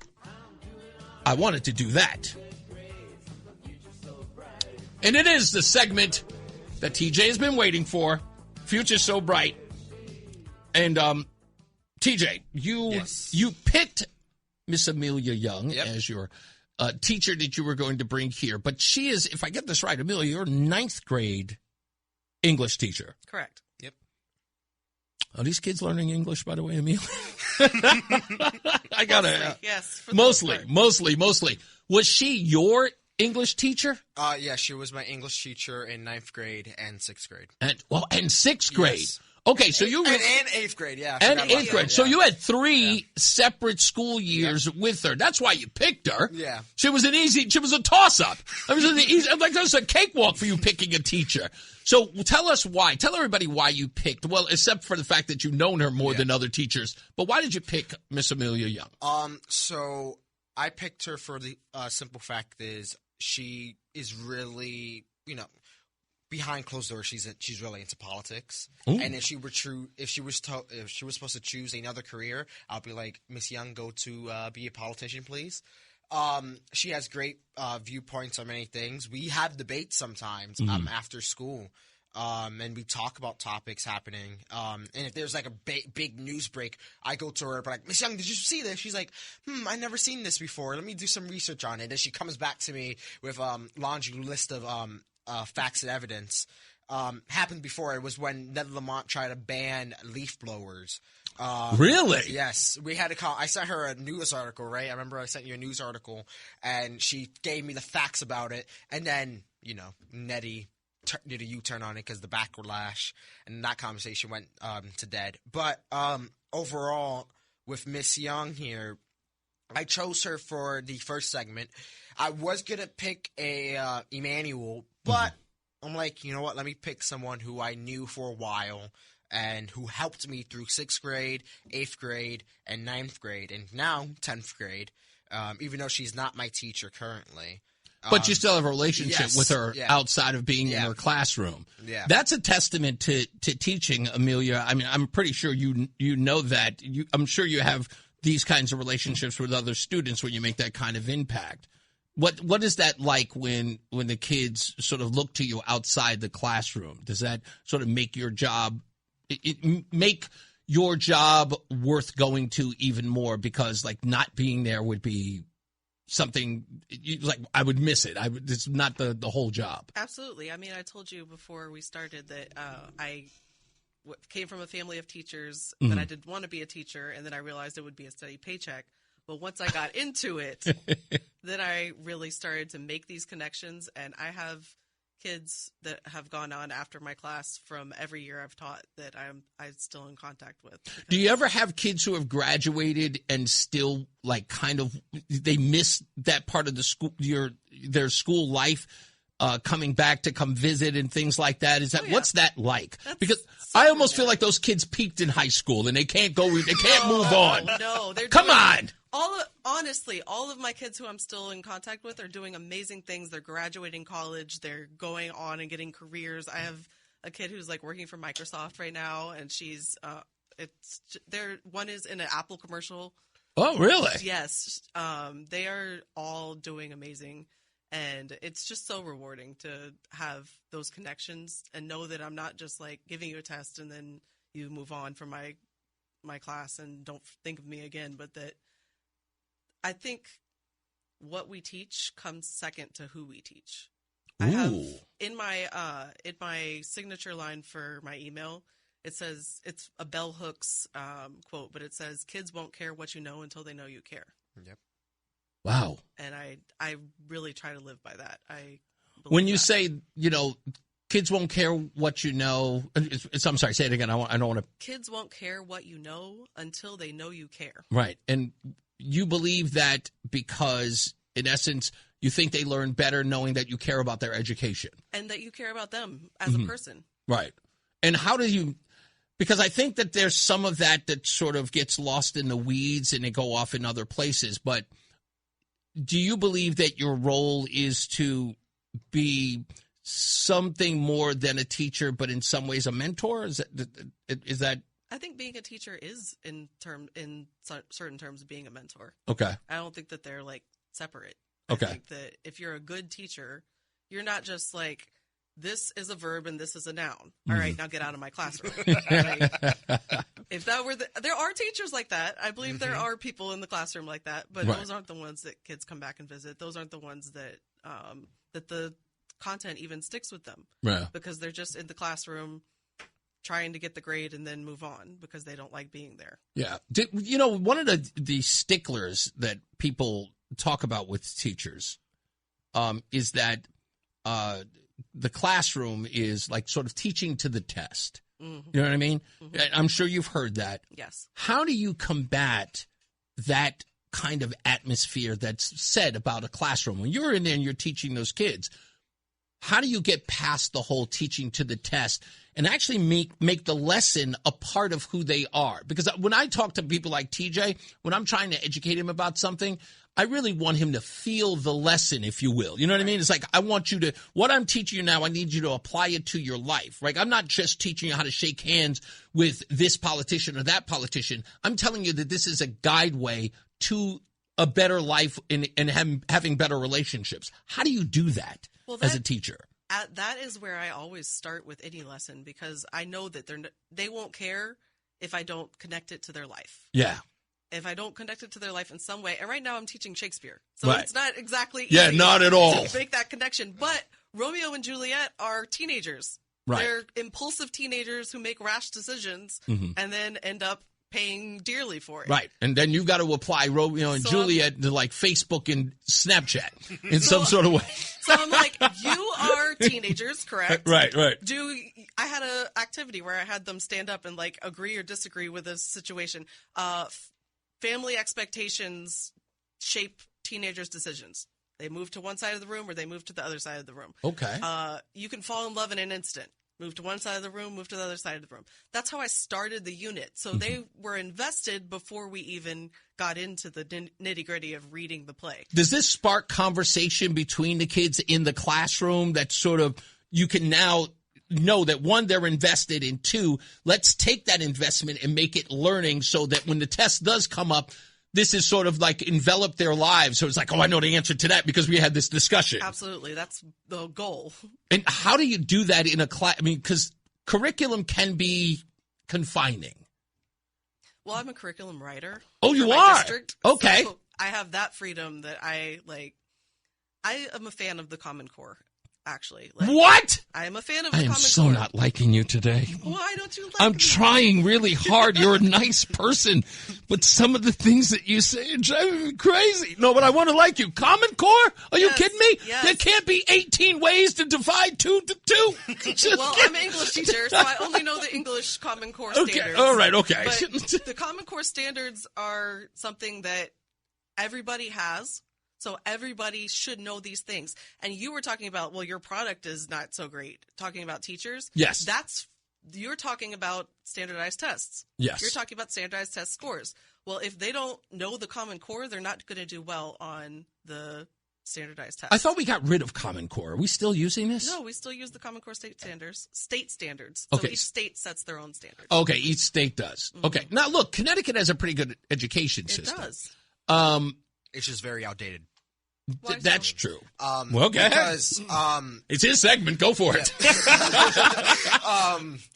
So basically, school, right? Public schools mainly teach slavery. Yes, I'm getting to that topic here. They mainly teach slavery like it was 1 billion years ago. When in reality, Rosa Parks died, I believe, in 2007. And Ruby Bridges has I believe she's still alive. She is alive. Actually, she is. They teach her. They teach like she's dead.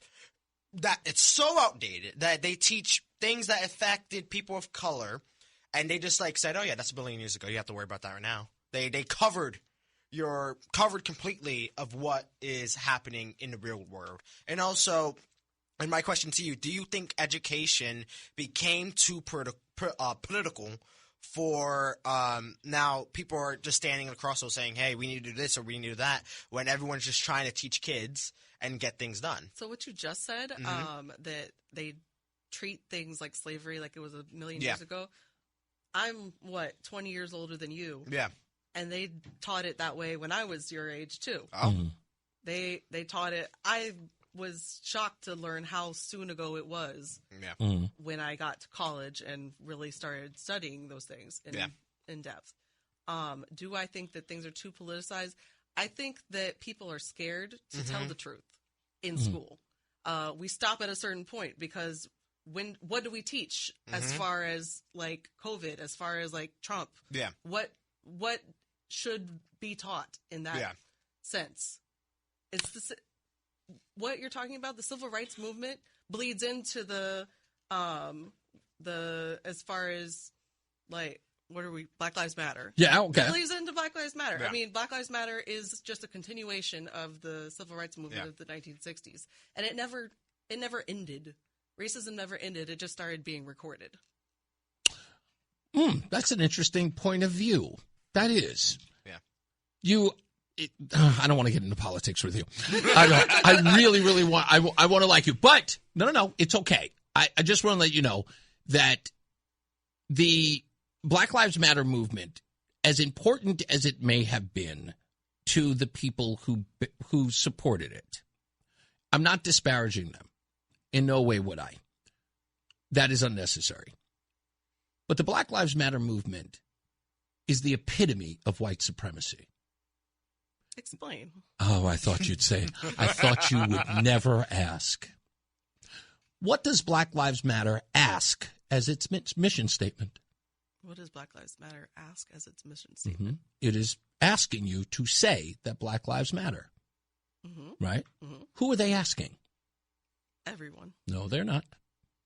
They're only asking one group of people. Police? White people. And if white people have to affirm that Black Lives Matter, you're also making it very clear that white people set the tone. That you need white people to affirm that you matter. That's the epitome of white supremacy. I have a different approach. What's yours? How about black people just matter? They don't need any permission, and they don't need white people to give them that permission. Just care about yourself. Do good things in your community. Take care of your neighbors and friends and family. And many do. But No, I'm not suggesting that they don't. But they don't need white people to say that they matter. In fact, black people didn't start the Black Lives Matter movement. Oh, neither did they start the... Black people did. Well, I'm sorry? Black women did. Yes, but what I'm trying to say is that when you start asking white people to affirm that you matter, you're putting the power in white people's hands. What I'm saying is that you already have the power to matter. No one gives you permission. If you matter, you do. This is sort of something I've been trying to teach young black kids for the longest. Stop waiting for other people to own your history, to write your history. I remember somebody said to me the other day, Donald Trump's getting rid of black history. How could he? You have a phone. You have a computer. You can buy a book. Your history is alive in you. Donald Trump can't take that away from you. When you say that he can, you are giving the power to him. That is white supremacy. You're almost giving it to them. Yeah. So when you say that Black Lives Matter, I don't need anybody to affirm that. I already know. It's my argument with everybody when I say to them, I said, I don't need you to tell me that I'm right. I already know I am. We got to take a break, though. Let's get into you're here for a little while. We'll get into more of this, but I want to get into teaching, too. The Odyssey app lets you jump back to the moments you missed from WTIC News Talk 1080. Download the free Odyssey app, search WTIC News Talk 1080, and tap earlier today to get started. Hey, what's up, guys? It's Reese on the radio. We are back. We're going to continue our conversation with TJ Duarte, and, of course, Amelia Young, and I'm got to make sure I remember your name because it's not like all the crazy names that I've had all week. Amelia Young is here. She is a 9th grade teacher at Aces Academy. Aces Chase Academy. See, I knew it. I can figure it out. I got to remember this stuff by memory. Anyway, we'll continue our conversation with her. Don't forget, go to WTIC.com/vets. Again, WTIC.com/vets, so you can donate to the Canine for Connecticut Vets organization or program, so that we can get Tucker with a deserving Connecticut vet right here in your hometown. Also, go to ReeseOnTheRadio.com, and I see a lot of you have been going to that website. You can check out everything from today's show, past shows you can watch on YouTube, and you can even listen to it on the website as well. And you can hear all the original songs that we have here on the show, and you can hear the new one called Vote 'Em Out by going to ReeseOnTheRadio.com. You can also send us a comment at the bottom of the page. If anything that you think is pertinent, I've been getting a lot of messages from you folks. Go to ReeseOnTheRadio.com. That's REESE on the radio.com. We also want you to send us places that you think Roseanne would like to spend my money, because that's what she does. That's, and I will probably not show her these places, but you will be helping me avoid them. So if you have a place that Roseanne would waste all of my money, you can also leave it there at ReeseOnTheRadio.com so that I can read it and then get rid of it and never tell her about it, okay? So if you could do that for us. And also this weekend, what are we doing this weekend, Roseanne? Anything? Oh, no, I think we have a picnic to go to this weekend. Yeah, I'm waiting for James to send me the information. There's a picnic, and a lot of big names are going to be there. So we'll probably be there this weekend, and we'll be sharing videos and pictures with that as well. So when we return, we've got Amelia Young from Aces Chase Academy. Thank you, Academy. And TJ Duarte, who's here for Future So Bright. We'll continue our conversation with the both of them when we return. Also, programming note, Reese on the radio will not be here on Monday because my boss brought me into her office and said, I'm telling you to take a day off. And Roland, he snitched on me and told my boss that she had to tell me to take a day off because Roland wants to do something for Memorial Day. Apparently, he needs a day off. And he said if you don't tell him, he'll actually come into work, which was true because I forgot it was a holiday. So Mark Christopher, he's in the BPS Lawyers Traffic Center. Mark will be working on Memorial Day, right, Mark? No. Oh, okay. No help with you. I emailed Janine, and I said, are we doing traffic Monday? She said, no traffic on 1080. So you're taking a break, too? Hell yeah. All right, okay. All right. Yeah. I guess I got to take one, too. Yeah, you have to. You got to take one. It's good. It's gonna. You'll be so good on Tuesday. Not that you're not good. Is it a paid day off, by the way? Yeah, you get paid. Is it paid day? off. Okay, all right, fine. Yeah. No, I was going to take it off. Okay. Yeah, take it off. What's up, everybody? You know who it is. You know who it is. You know who it is. It's Reese on the radio. Frederick Douglass of the 21st century. It's WTIC News Talk 1080. We're back. It is Reese on the radio. TJ Duarte is here for Future So Bright.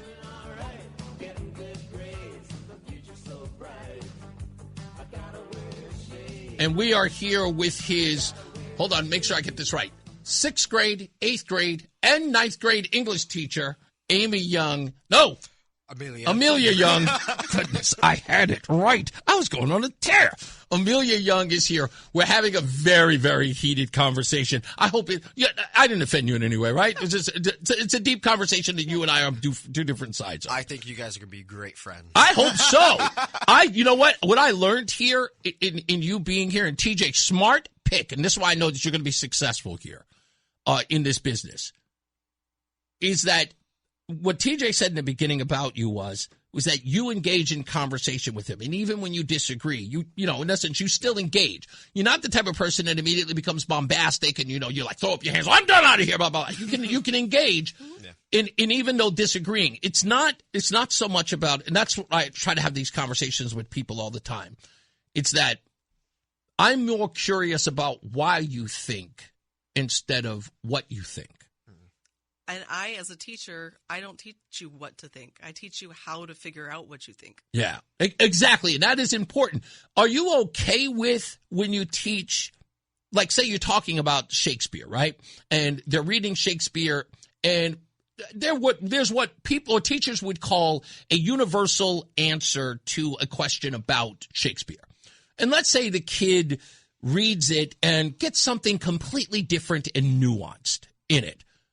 How do you react to something like that? Like if I approached you with, you know, an essay about Romeo and Juliet, and I said, those stupid kids, of course they were going to kill each other. You know, they were nothing more than a bunch of brats who couldn't get their way. If I came to you like that and didn't see like the sort of universal consensus of Romeo and Juliet, what would your reaction be? I mean, honestly, I think you hit the nail on the head. But I always say the great thing about being an English teacher is that there's not a right answer. Okay. You are able to argue, as long as you're able to argue your argument, you can say whatever you want. Right. As long as you can make your argument. But you actually want to see if they're ingesting the material and coming to, like you can tell a person who's never read it because then they're talking about things that have no relation to the story. Exactly. And you want to see if they are thinking in any way, because I would almost find it when I start talking to people and I start conversing with them, the reason why I ask questions is to get where they are, like to get their feel. Right. And I can discern from where they come from why they feel the way that they do. And this helps me, not so much as disarming them, not so much as saying that they're wrong, because I don't care about telling people that they're wrong. I could do that all day. What I want to do is just to find out why they think the way that they do, because it helps me engage with them better, right? And it's like I can ask you better questions by knowing what you think of these things as we're communicating. If you notice that during the time that we were asking, all I kept saying, why is this? Yeah. And why do you think that? And that's, as an interviewer. I was going to say, that's a good interview. Yeah, like exactly. Like some people are just, but this and that, blah, blah, blah, blah. Yeah. I want to know how you feel about these things as they relate to where your stance is. And I think that hearing you, I know that you are not coming from a place, you know, they call it, you know, the mind-numb virus or mind-numb people and all that other stuff. You're coming from a very genuine place on these things, and you really, really care about the subjects that you are talking about, that they aren't coming because I'm told to feel this way. There has to be something in you that believes this from where you are. So that's, I think, is absolutely the best sort of part about being who we are, is that when we're passionate about certain things, we at least can relate them in a way that isn't so adversarial. This is why I believe this, and this is where it comes from. And this is why this is important to me. And I don't ever want you to feel, ever, and even having a conversation with me, you know, if you get out there and you're having a conversation with somebody who disagrees with you, never feel the need to have to be on guard about what you think and what you believe. I will never tell you that you're wrong. Never. I will never. Even if I think you are, I would never tell you that. What I will tell you is, can you look at it this way? Just to do that. Yeah. Is that something that you do in teaching, or is that something you could do in teaching? Yes, absolutely. Well, again, I don't tell the kids what to think. I like that. I show them the material, and then I ask them, I tease out what they think. And then I have them discuss with each other. Yeah. They don't know what I think. I mean, he's kind of guessed what I think. Do your conversations sort of root out like where you are politically or where you are? No, really. No, I stay. You kind of stay neutral. Neutral. Absolutely. Is that hard to do? Because I kind of feel like the atmosphere with teachers is that they almost have to engage in every way. They got teachers who are sending kids out to do protests about ICE and things like that. Is that? No, I love just watching the kids talk to each other and getting them to learn how to argue properly. Yeah. Because if you get all, like you said, if you get all bombastic, if you get all like, well, I'm just not arguing with you, then you don't get anywhere. Yeah. But if you learn to listen to the other person, respond to what they said, and grow off of each other, then meaningful discourse happens. And I think that's what's wrong with this country right now, is that we're not having meaningful discourse. We all exist in our own echo chamber, and we're just listening to what people who already agree with us. Yeah. I listen, when I first got here to WTIC, the callers would say, because I would take people on the left, I would take their calls all the time. And I understand where they come from. My family's very left. And they would call all the time, and I would engage them. I would have long conversations on the air, talk to them for 5 minutes, which, by the way, radio, not good. Yeah. You're supposed to get on and off. But I would have these conversations. It'd be very, very long. But the reason why is because I'm curious. I'm a curious person by nature. And so they would be on, and then people would be in the chat room, and they would be like, Reese, why would you talk to that guy? He's a crazy leftist lunatic, blah, blah, blah. And I would say to them, I was like, how am I ever going to understand these people if I just reject them? Around the guy would turn around and say, Joe Biden was the best president ever. Click. Like, what? Yeah. No, I need to know. If a guy says that and I think he's insane, I'm like, tell me more. I'm like, even if I do believe that, please tell me more. I need to understand what that frame of thought is. Not because I'm not going into it saying change my mind, but I am going into it saying, please just help me understand. I really want to understand people and how they do. That's why I love when TJ brought you on and wanted to bring you on, especially wanting a teacher. A young person wanting to bring a teacher today is unheard of because of the relationship today. What does that look for? I think he really, really does enjoy you as a teacher. Now, you said you don't have her in the 10th grade. No, I do not. But you would have her again if you could. Yes. Yeah, he asked me, are you going to teach 11th grade next year? No. I asked her that. So she knows my standpoint when it comes to local politics. I was making my campaign ad, and I was like, Miss Young, what's your thoughts on this? She's like, please don't call no one clowns. I was like, look, in Waterbury, you have to be a little more mean to these people. Because recently there was a case, the Board of Zoning was trying to take chickens away from a woman who needs the chickens. Okay. And the neighbor is a vegan, so we know how that went down. 5 times she spent around $10,000 something just to get her case repealed. And I yelled at the politicians, I was like, as fast as you got into these seats, we will take you out one by one by one. And we kind of attacked the guy that had nothing to do with this. He was just doing the presentation. And you got ahead of your skis? Everyone there was just attacking him, and I accidentally, kept looking at him like, ugh! And then we found out it was the other guy. Why did you tell him not to use the word clowns? Well, I told him that name calling isn't going to get you where you want to go. Yeah. Good politicians do not go around calling everybody else dummies and calling everybody else talk about the issues. Talk about what you're going to do as a candidate, not your perception of what everyone else has done wrong. Yeah. Note to self, please stop referring to certain politicians as bozo. But you're not running for anything. No, absolutely not. You're a talk radio host. You can say whatever you want. She knows where I come from, right? Yeah. She knows that I disagree with the current mayor of Waterbury, Paul Manowski, whatever his last name is. And she knows I disagree. He has a nickname for him already. And she knows that I disagree with Ned Lamont a lot because recently, she... when before Aaron did what she did, and we found out, I was an Aaron supporter, right? And I was talking to her about Aaron Stewart. And, I was like, Ned Lamont is one of the worst governors we had in history. And she would explain to me, but he's fighting for lower taxes. He raised taxes. And she would tell me things like, look at it in a way of, okay, you have a state of Connecticut that's blue. Right? How are you going to change it? What can you do? And that's what she taught me for in 6th grade, 8th grade, 9th grade, and beyond. And beyond, basically. That's what she's teaching me. To look in a way in politics. If I become a successful politician, fingers crossed I do. That you have to treat people with respect. Exactly. She gave me a saying by Michelle Obama: "When they go low, you go high." And you know, well, she wants you to be respectful because, well, first of all, and I look at this just the same way I would with any kid. Yeah. You are a product of the people who raise you, your mom, and a product of the people who teach you, like your teacher. Yep. And what she wants, that's right, and your godfather.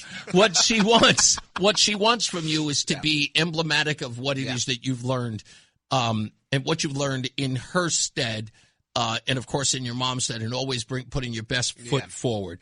And, you know, it's funny because George Austin was here and he said, you know, look, if I ever get into a fight, I won't be the person that swings first. Yeah. You know, and it's a great way because I tell people I don't attack anybody unless you attack me first.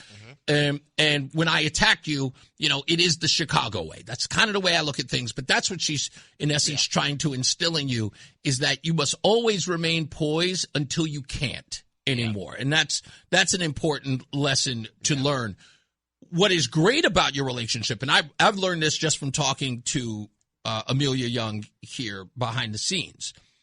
I'll tell you what she can definitely add to your life as a teacher and as somebody to spar with politically is get to understand where her point of view is, even if you don't agree with her politically. Because remember, when you are talking, you might be talking to a politician that has the same ideals that she does, right? Same values.